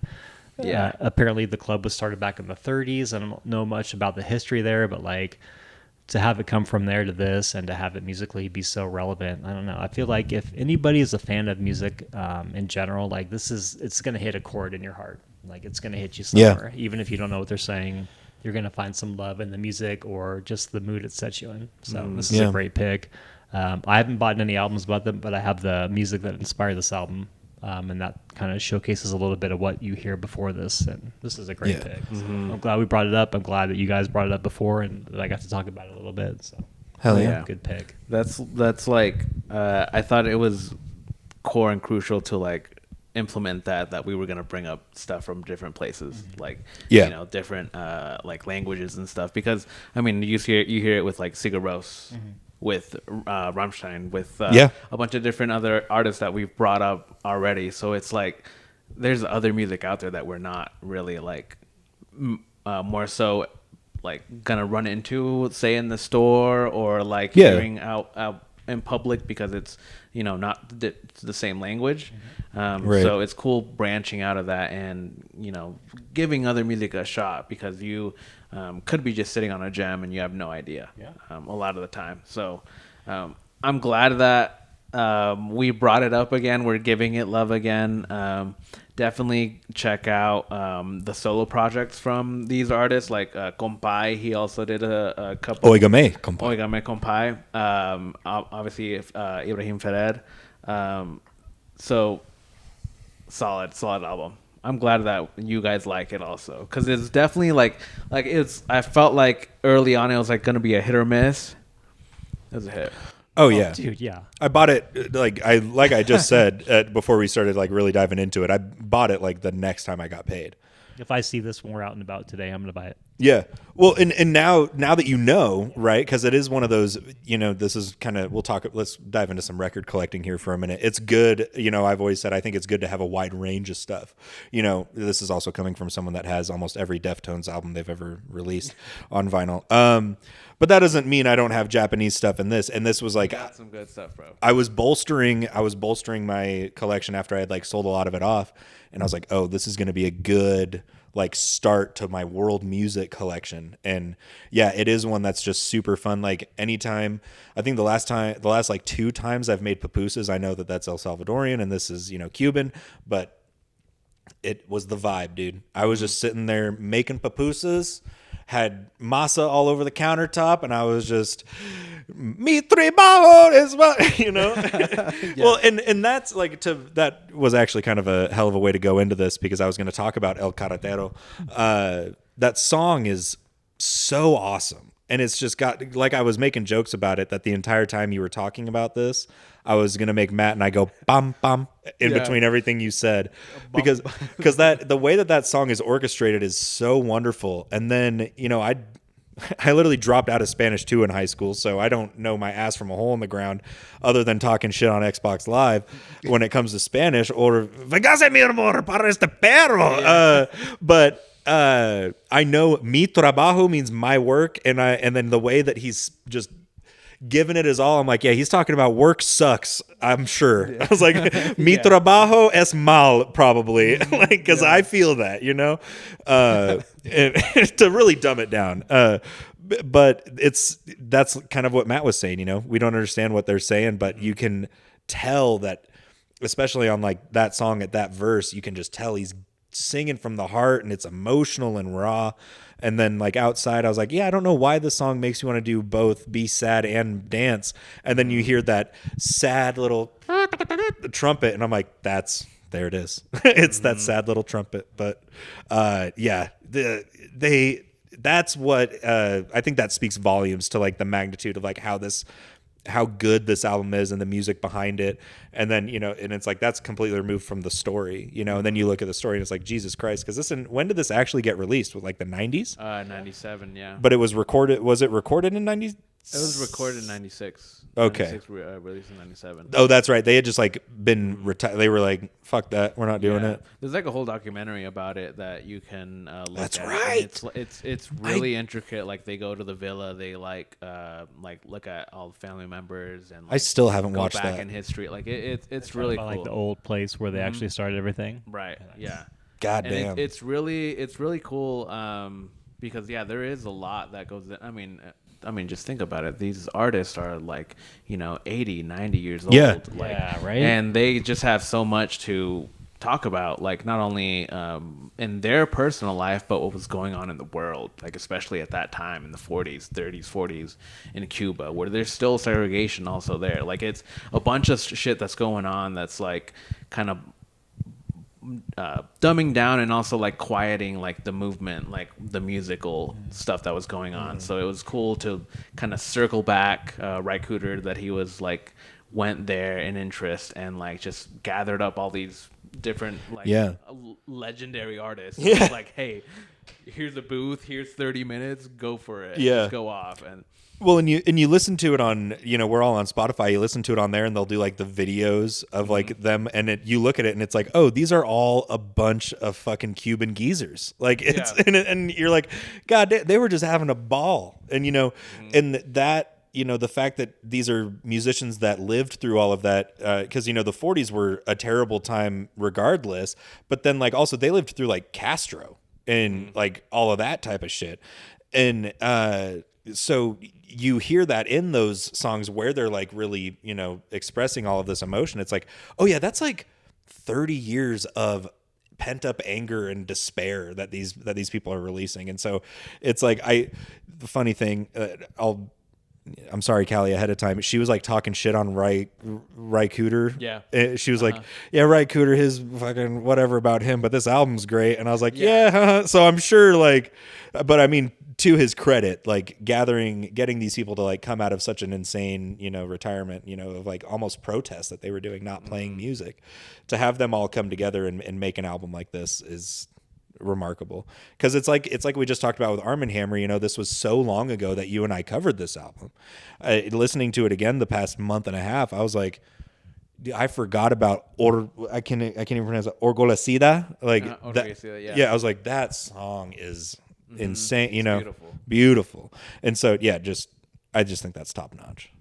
And instrumentation wise, I feel like musically they're really good. Like Pueblo Nueva. Yeah. Like that song ends with basically just all instrumental. Yeah. I love the 2 instrumental tracks on here. You can just listen to that and be like, okay. And not even, you know, care about the lyrical content. Like it's just, it puts you in a mood. It puts you in a time capsule for me. Like, I don't know. I feel like people that don't appreciate music like this are just a little bit naive to the music that's out there. Yeah.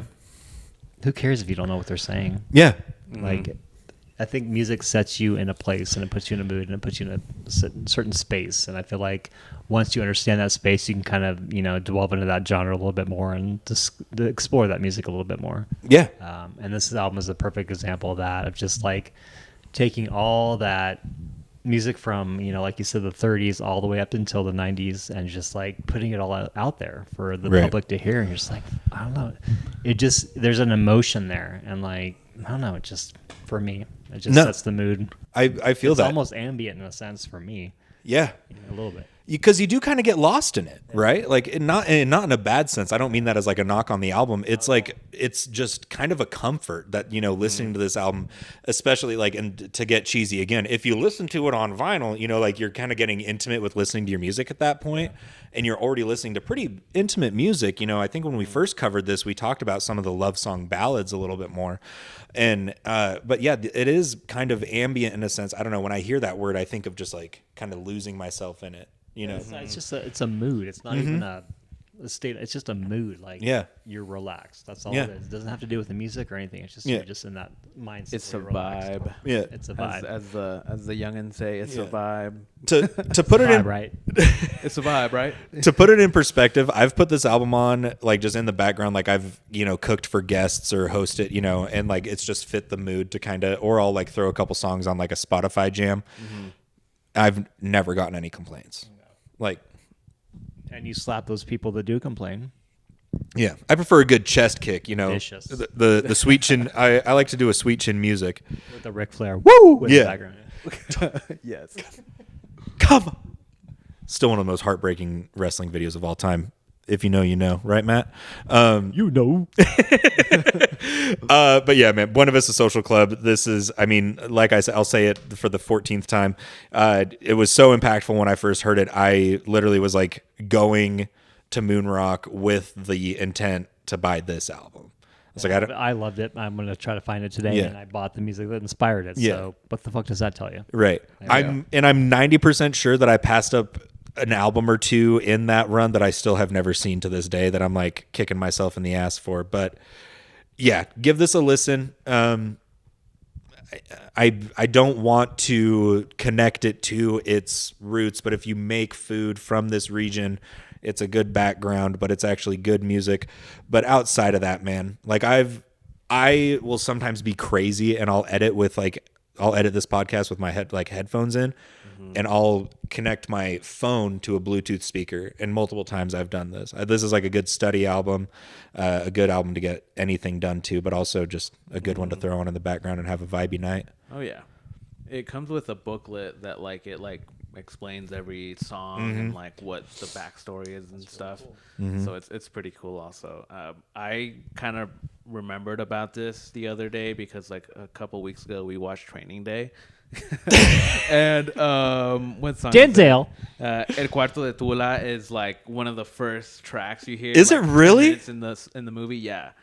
They're like in their car, like when they first meet up or whatever. Denzel in the training or whatever his name is. Ethan Hawke. Yeah, it was pretty cool. I was like, hey, that's a solid album. I was like, that's awesome. Check that out. But I mean, yeah, definitely give it a listen if you haven't heard it. You're definitely missing out, but absolutely, you shouldn't be. You shouldn't be. So we can get into top threes if y'all want. Please. I think we've absolutely given it praise. I'm probably gonna spin it again before I put it away. So yeah. For me, honorable mention for me, Pueblo Nuevo. Incredible. Love that track. The other instrumental, I believe. Number 3 for me is Candela. I think that has such a catchy hook to it. Mm-hmm. Ay, mama. Exactly. ¿Qué pasó? Yeah. Number 2 was El Carretero. We played that out in the back. Perfect. I love that song.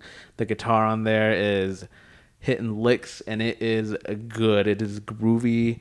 And then my favorite track, the title track, Buena Vista Social Club. Really? Snuck up on me at the end. It's like towards the end of the album. You get all the bangers in the front, but this one's the second to last. It's good. I like it. Hell yeah. I'll go next. Honorable mention for me is El Corto de Tula. Love that one. It's like it's another album where like the first 3 to 4 tracks are just a straight heat-a-thon. And then number 3 for me, I mentioned this one earlier, Orgullecida. The double L makes that Y sound. I remember that. Number 2, El Carretero. We talked about that one. And then number 1, I talked about this over text, played it earlier, De Camino a la Vereda. Fun fact, I told these guys earlier, I've only ever posted one video of me playing guitar on my personal Instagram, at Dorian Dilly, and it's me doing the intro to that song. So go ahead and follow me. Maybe I'll do it again. But Was that recent or was that back? that was July 16th of 2024. I had to go into my archives because it was a story. Nice. Matt, That's how we go into our archives.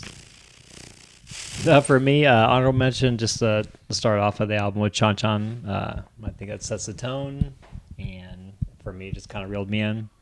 Number 3 would be Viente Anos, very fun track. Number 2, El Catero, and then my favorite track was the one I brought up earlier with Pueblo Nuevo. nice. The instrumentation on that track is just so spot on. It just sends you somewhere, puts you in that mood and that time set or time capsule, time frame, whatever you want to call it. I don't know. It feels like you're there with them and like you're in the studio with them and like I don't know. Yeah. For me, musically, because I'm a nerd, I just feel like I'm there with them. Yeah, it is an intimate album that like it is, not to say experience again, but it is quite, you listen to this album and actually sit there again with, us listening to these albums mainly alone. You sit there and listen to it and it is really like a experience and, you do feel at times like you're in there with them. And that's a very strong example of that. But this album was fantastic. 1997, Buena Vista Social Club. Good. It's Bye. so good. Bye.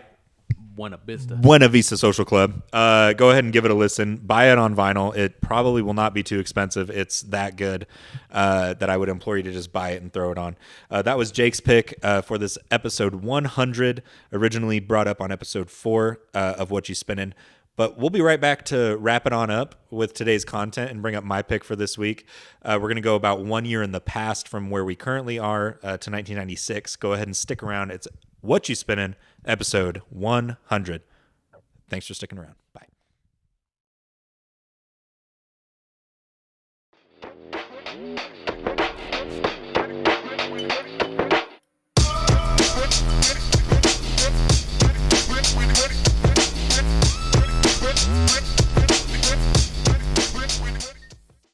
So there you go. And also Revisit Post by Bjork, listener at home.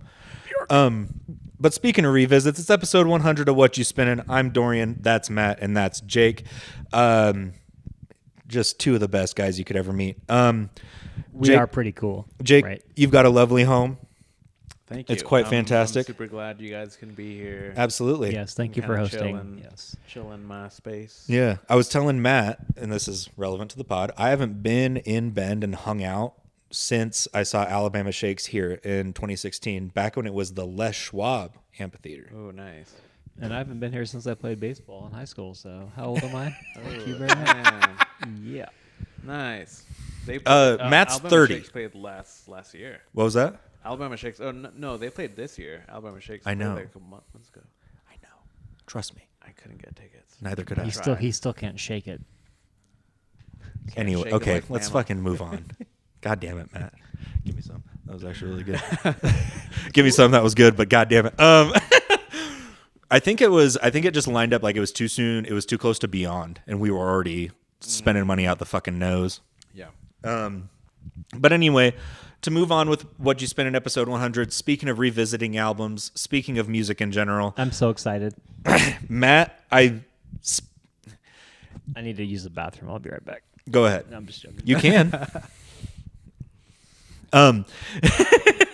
So just to give a little intro here, this is another one that I brought up specifically. It's half because I wanted Matt to be able to talk about this with us, because I would love to pick your brain on it in like a more in-depth way. I really tried not to talk about it on the drive up, but some of those points I will make again. But also the other half of it is anytime we've brought up a Maynard project, I end up listening to this album just as much as I listen to the 3 albums for that pod. Damn. Just about. Like I at least if not the full thing, the songs that I love off of it. Like I always, anytime we talk about Maynard, I end up diving into this album a little bit. And this album is also from episode 4. It was my pick back then, and it's my pick right now. It's Aenima by Tool, released a month to the day before my birthday. So it's 29 years old now. Wait, how old? 29. 29. Huh? 29. Damn. Yeah. And speaking of, also shout out, Jake, you aged last weekend. Oh. And between, even before that, I turned 29. I love that fact. Nice. Yeah, we both aged in between the 2 episodes. How crazy is that? So yeah, and then also just another shout out. I've mentioned it a billion times. I'll mention it again. The day before I was born, Tool played at the Glass House in LA. It was one of their first shows with Justin Chancellor on bass. Failure, his old band, opened for them. And Failure?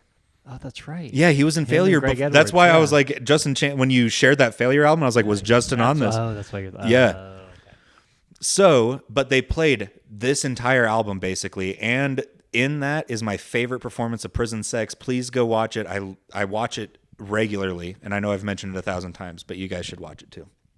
But anyway, Aenima, beautiful album. What do you guys have to say about it? I'm looking at Matt now. Like, who wants to go first? I don't know. I've Start off, Jake. I have said my opinions and I have reformed them, but I do want to hear Matt's because I haven't heard Matt's take. I know that you love it, Dorian. I love it. I've appreciated it a lot more now. Like, I can definitely listen to it and be like, holy shit, he sounds so different from other albums. But it also sounds, I don't know, man. It's a lot. But Matt, what did you have to think about it? I think for me, like, this album came out when I was in high school, and it was a transition album because I wasn't really into Tool a whole lot, but my best friend was, and he kind of turned me on to Aenima and the title track and how epic that song is. And then when you dive into the whole album, you're just like, holy shit. But this album coming out when it did was ahead of its time. Progressively, the way it's written lyrically, the music signatures and the timing, like, it's all over the place. There's nothing out there from that era that sounds like this album, and I think it's one of their best albums. It's probably my favorite album between this and Undertow.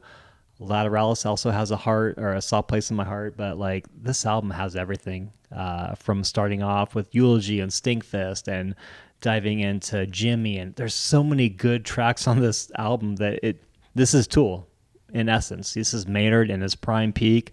I think in this album he uses a little bit more vocal effects. Doesn't take away from his voice at all.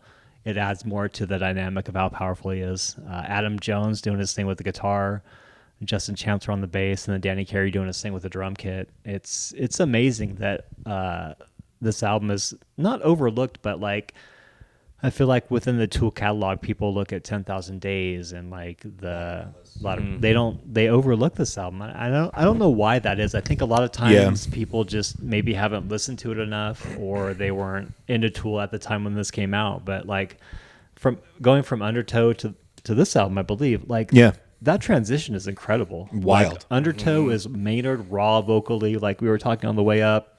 Musically, it's got a different bass player as well. And then jumping into Aenima, you're like, fuck. Yeah. And it is amazing. It's amazing. Do you have any? Sorry, I didn't mean to. Okay.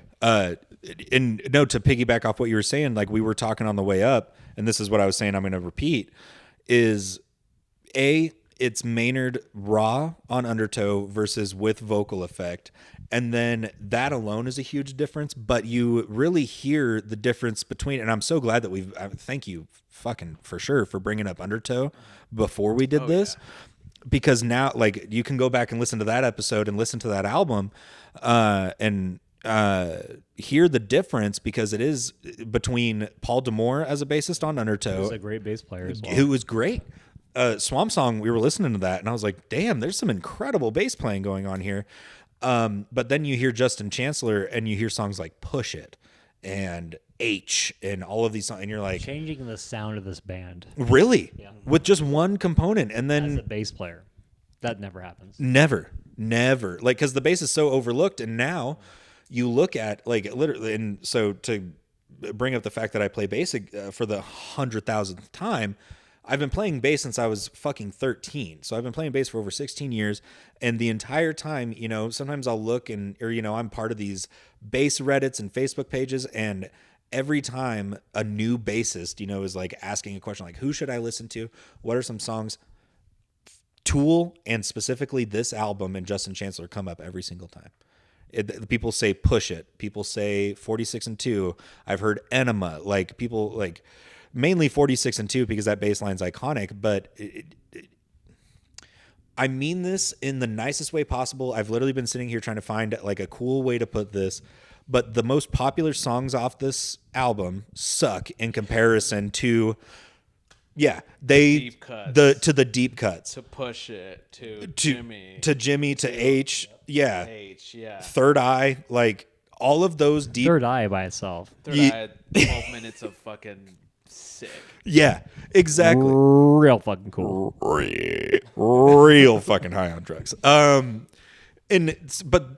not. That's why I'm like, I was trying to say it. You know, you get what I'm saying though. I was trying like not to discredit 46 and 2 and Aenima and Stinkfist because those were the biggest ones. Those songs are great too, but I mean, I think that's part of why this album doesn't get a lot of love in comparison to Lateralis and 10,000 Days, which are my other two top 3 albums. This is my favorite album of Tool's, and then I think it goes Lateralis, 10,000. And I think it's because the biggest songs on this are A, so overplayed, and B, because of how big they got and how fast they got that big, they overshadow this album, which is why I think when Lateralis came out, a lot of people, including Tool fans, started listening to their albums as full pieces. And so you have to find a diehard Tool fan like you and I who's like, no, Enema's the best fucking album. Like Sober's cool, Prison Sex is cool. You know, any song off of Lateralis is sick, Parable, Parabola, like, but Aenima in itself is just their best. And I mentioned that I literally texted Matt separately because I was like, I need to get this thought out and I don't want to blow my ass. Or show my ass, blow my ass, whatever, fuck me. Suck me sideways. But I think, like, you know, and we've covered a lot of Maynard projects. We've seen him, Matt, you and I have seen him with Tool. The three of us have seen him outside of that. In my opinion, this is Maynard's best work across the board. Like, I would agree with that, yeah. And I think, like, this album coming out, 96, 97, like, that whole landscape of music is so... There's everything. You've got new metal. You've got like Slipknot. You've got all these different people just coming into the fruition. Like, it's hard to be like, okay, this is going to stand out because there's so many things going on. I think that's why it gets skipped over or missed by a lot of fans of metal or progressive rock or even Tool fans because there was so much going on that you couldn't wrap your head around this. And it takes like, you know, an acquired taste to appreciate this album because this is Tool at its core. Like, absolutely. This is prime Tool. This is prime Maynard with a little bit of effects, but this is where they're at. Like, lyrically, musically, this sets the tone for 10,000 Days, Lateralis, Fair Call. Like, it's everything that Tool is. Yeah, absolutely. Like, we were listening to Aenima before we started recording, and, you know, I said, like, I pointed out, I was like, listen to Danny right here, and it's that learn to swim, and he's doing the fucking double pedal, but also doing with the toms, and dude, you hear that, and then you hear Justin Chancellor and his use of effects on bass, and like you said, Adam Jones is like, that's like my favorite thing about Adam Jones is that he's been consistent this entire time. Like, he's not just a guitar player. He doesn't just play riffs and like solos. He like creates this like phaser, this soundscape, and like, creates a solo around that. And to do that as a guitar player is fucking incredible. Yeah. Like, and then you try to, like I was telling you guys, I think my exact text was because Jake found an incredible video that's when people ask me if I know how to dance, and then it's me, and it's a bunch of so good. videos of Maynard videos of Maynard doing this, and it was set to H. And then you try to, like I was telling you guys, I think my exact text was because Jake found an incredible video that's when people ask me if I know how to dance, and then it's me, and it's a bunch of videos of Maynard doing this, and it was set to H. It was set to H, and I was like, hey, y'all, I was actually high as draft hits last night trying to learn this song. It's incredibly difficult.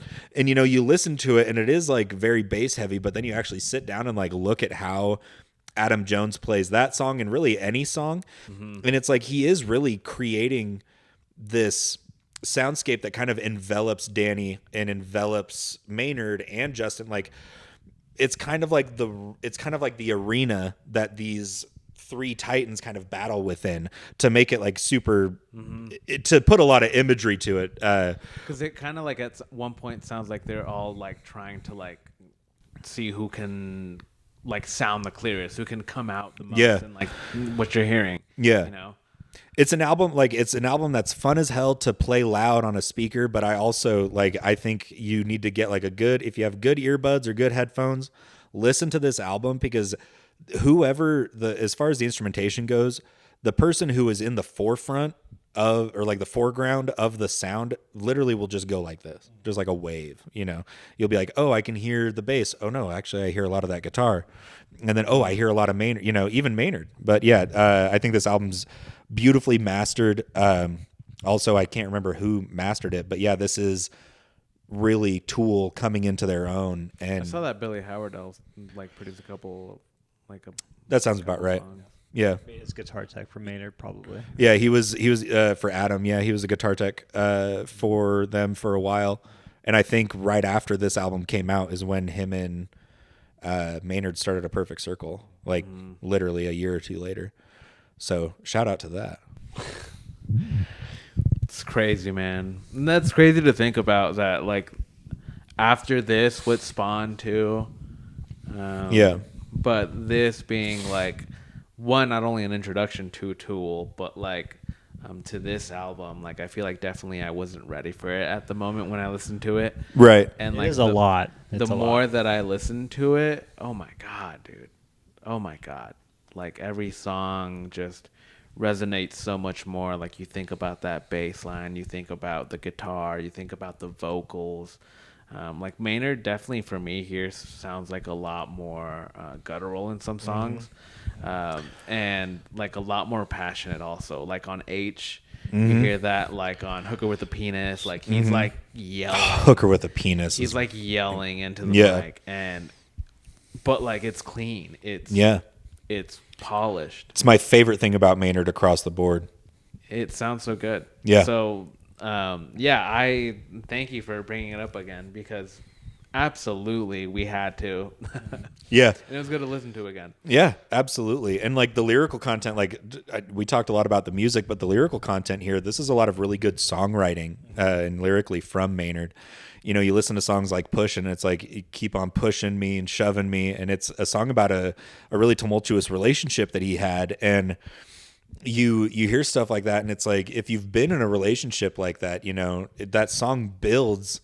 It's almost a crazy timeline of a relationship like that. Like starts off kind of like, really calm, and then by the end of it, it's like pushing me, shoving me.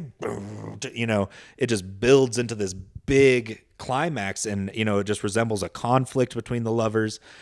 I could subscribe to my other YouTube channel. I'm going to start. No, I'm kidding. I could just dissect. I could talk about Push It for like 11 minutes probably. But then you get songs like Third Eye, where he's like, I thought that you were, what was it? Fuck. So good to see you once again. I thought you were hiding from me. You thought that I had run away, chasing the tail of dogma. And it's like, what the hell does that even mean, brother? But at the same time, it's like, yes, you hear something like that. It's, again, you might not understand what they're saying, but you're just like, I agree, or I feel that fucking hard, Well, there's like a whole like double thing with like the album Aenima, because it's like has like two meanings to it, and like, but more so it's about like challenging your like opening your third eye shit or whatever the fuck. Like it was a lot more like trying to challenge his listeners to kind of get out of the rhythm of what they were listening to and kind of be different. He's always got that religious aspect to his lyrical content too, whether it comes from A Perfect Circle and his songwriting about his mom and how much she believed in religion. But Judith. Yeah, exactly. But with Eulogy on this album, he had a lot to say. He had nothing to say. We'll miss him is a kind of premise to Jesus Christ and like being on the cross, and that's just kind of his outlook on things like that. But like, I don't know. Yeah. The way he spins things in a way that's a little bit more accessible to the public as far as being able to relate to that. Yeah. I love Maynard for that. Right. His best line on Eulogy is, "Get off your fucking cross. We need the fucking space to nail the next one up." Yeah. And it's like, yeah, that's a great point. Brother, what? Come on. Yeah, that's just, it's such an impactful album, both from the musical standpoint to the lyrics. And yeah, I was absolutely so down to bring this up again. And I'm glad that I got the opportunity to. But I think without further ado, let's go ahead and talk about top threes. Okay. Honorable mention for me is Push It. If you want to experience that song in a completely different way, go on YouTube and type in "Push It Salival."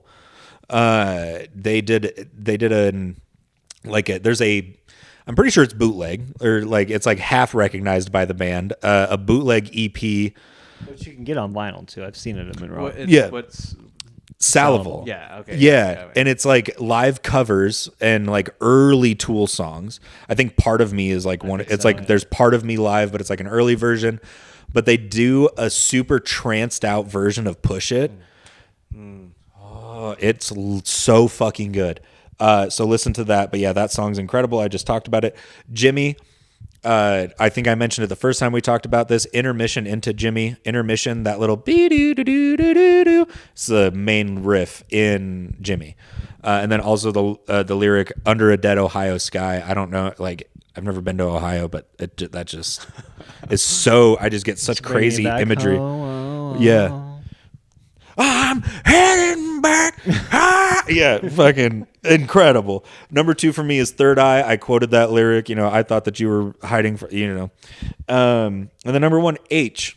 I like kind of clued into the lyrics really deeply for the first time listening to this, and it's like that. It's "I am too connected to you to slip away, fade away, touching me." Like, it's just incredible. It is good. You're doing the literally the dance. Dude, it was tough to pick a top 3, honestly, for this album. For me, there's so many Absolutely. good tracks on here. Honorable mention for me, title track Aenima. I feel like that's one of the songs that stands out on this album as being as just epic lyrically and musically. It's got everything that Tool's about. Number 3, Hooker with a Penis. I just love the lyrical content. I'm the fucking man as well. And then buy my new record. Right. Push It would be number 2, just because it's a fun song. There's a video, like you said, there's a YouTube video. There's also a YouTube video with Maynard wrestling a fan on stage that comes on and tries to like give him a high five, and Maynard like gets him this judo grapple fucking move and then lets him up, and it's great. And it's like, that's what Tool's about. And then for me, top track would be Eulogy. I just like the lyrical content on that one. Nice. Jakey. Solid. Damn. Okay. For me, honorable mention, 46 and 2.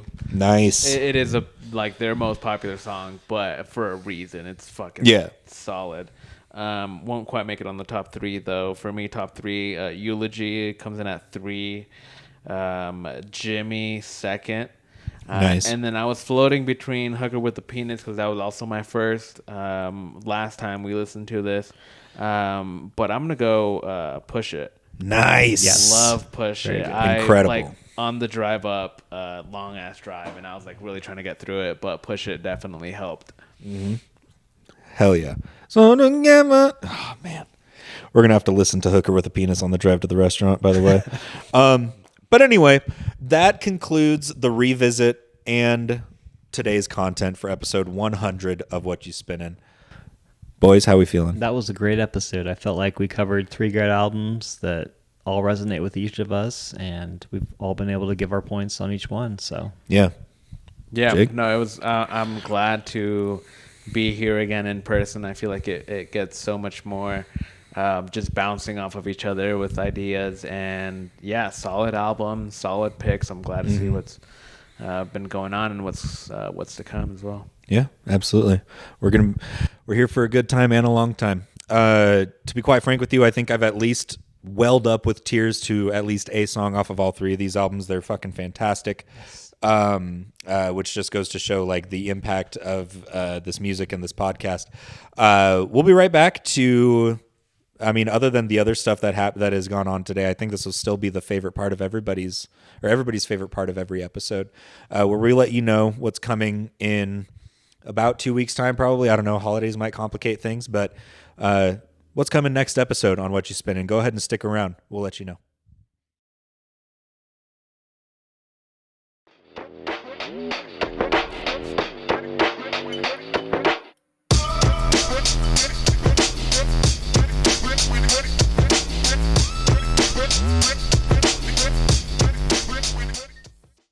Anyway, ladies and gentlemen, worms and wigglers, we're here to wrap it on up for episode 100 of Whatchu Spinnin. I'm Dorian, that's Matt, and that's Jake. As always, we're here to let you know what's coming next episode. We go in the order that we talked about today's content. We talked about a lot of shit today, whether it was albums or the pod or shows. But actually, speaking of shows, before we get into what's coming up next, I proposed a question to y'all. Oh. What are your favorite 3 shows that you have seen with any combination of this 3 people, whether it's one of like just 2 or all 3? And that is also where we'll go in order of the way we spoke today. So Matt, you're up first. Sure. Number 1 show, I'm going to go like top to bottom, but number 1 Cool. show would be the Billy Wood show that I saw with you guys. That was fun. Last year? Yep. That was a good show. Number 2 would be Tool. Yes. That you and I saw. Great venue, a local show. And then number 3, Peter Cat Recording Company with both you guys. I mean, Yeah. That show was epic. The crowd there was, everybody was into that band. It was great. I agree. Nice. Jake? Me? For me, in no order, but I would say Floater, iconic show. What the fuck is up with all those pigs? What's with all the pigs? What's with all the pigs? Iconic show. The Isaiah Rashad show. That was a fantastic show that we went to. And then I'd say the first Armand Hammer show that we went to, because it was like our first experience seeing them in Polaris Hall. It was so uncut. It was crazy. Yeah, it was crazy. I will do a very similar top 3, but I will mention that Isaiah Rashad show is one of my favorite, just overall shows I've gone to. That, dude, the memories from Last night was a movie. last night, dude. That's one of the funniest video calls I've ever been a part of, honestly. Yeah. And I literally remember, like, I actually told the story of the cake being tossed into the crowd and then the platter landing right at Yorch's feet and me being like, you're about to trip, dog. And then right after that is when I yanked him up like a rag doll. But so honorable mention to that. Not, you didn't need to do honorable mention. I'm just acknowledging because he brought it up. And then in no particular order, the Floater show that we all went to, just because it made me appreciate Alter that much more. But then also I don't think I'd ever actually listened to Animals all the way through. And Dogs by Pink Floyd is one of my favorite fucking songs ever now. So that, and then I would say the Armand Hammer show, and then Tool. It's Tool, like, and as much as I loved Santa, Tool was just such an experience. So I appreciate you taking me to that, because that was on my birthday like 2 years ago. The favorite part about the Arm and Hammer shows that we went to, or Billy Woods, we always thought there was that Kenny Siegel lookalike. Yeah, in the back too. We're like, it's Kenny. I had to ask. I was like, hey man, are you Kenny Siegel? And didn't he say he's like, you're the third person to come up? He's like, you're like the 5th person that's come up to me. Sorry. That's awesome. And then Kenny got on stage and we're like, yeah, no shit. Of course you got asked 7 times. Why. And also you were playing some sick ass Aphex Twin. Like, no shit. Hell yeah. Well then with that being said, let's go ahead and introduce what's coming up. Yep. Matt? I'm gonna do a little spin and like go back to, when I first joined the podcast, when you guys allowed me to come on the show and be a part of this, which I appreciate both of you for letting me do that. Of course. My first pick was an album by Fugazi called Repeater. Okay. we're going to stick with that band. Go to their first album, 13 songs. From 1989. So I think that'll give you a well-rounded version. I know I thought I was done bringing up this album, this band, but I feel like this album, this is our debut. Let's talk about it. Full circle. Absolutely, full circle. We got to go, because Repeater was their second, wasn't it? And I mean, to be quite frank, there is a Billy Woods album that's going to get brought up here probably very soon. So we're not done talking about a lot of these artists, because I think we have to talk about Lateralis as well at some point. So Fugazi, 13 songs, 1989. Fugazi, 1989, 13 songs. Jake? Very nice. What you got, man? Let me look up real quick the year. Yes. So also in kind of similar theme, not necessarily the artist, but the producer in this instance. So I'm going Alchemist, Freddie Gibbs, and Currency. 2018's Fetty. Ooh. Nice. I've had a couple songs on this on rotation for months now. So I thought, hey, might as well listen to the album again. So yeah, Fetty. Hell yeah. I haven't listened to anything off that in a minute. It's good. And I kind of told you guys about this earlier. This is a collab album. One of these artists we've talked about quite a lot. We've given a lot of appreciation to. I just looked it up. This album actually came out the same day as Maps by Billy Woods. Going with an ambient pick. Let me dig in Brown my bag in it. I'm going Secret Life by Fred again and Brian Eno. Eno. This album is, as the kids say, hella ambient. But goddamn, there's some good shit on here. It just makes me feel. There's some sad stuff, but good stuff. Yeah, I listen to it. There is some like somber stuff, but it just makes me feel. It's like like I said earlier when we were talking, it just gives you comfort. Like it just kind of wraps you in a blanket. It does. Definitely a good one to put on and go to like lay down. Sick ass collab. Yeah. Crazy collab. Yeah. And we'll get into the reason why they collabed on this album a little bit on episode 101 of Whatchu Spinnin. Once again, this has been episode 100. Holy fuck. We're so happy that you watched this. We're so happy to be here in person with each other. We're so happy to be friends and, have a very small community that we can share all of our music stuff with. And, we try to expand that by doing this pod. This podcast has done a lot for me personally. It's gotten me back into playing music, which has been the biggest improvement on my life as far as like stuff I do. It's been the biggest thing that I've added, and I'm so grateful for that. I'm so grateful for you boys. You guys have introduced me to a fuck ton of music that I never would have. Mimicking birds? You think I would have listened to something like that on my own? From Portland, Oregon? From Portland? I mean, probably just by proxy, but yeah. And then, like fucking Shuggy Otis? I don't know anything about an Otis other than his name's Redding. But with all that being said, we appreciate you, the fans. I appreciate these guys. I love doing this.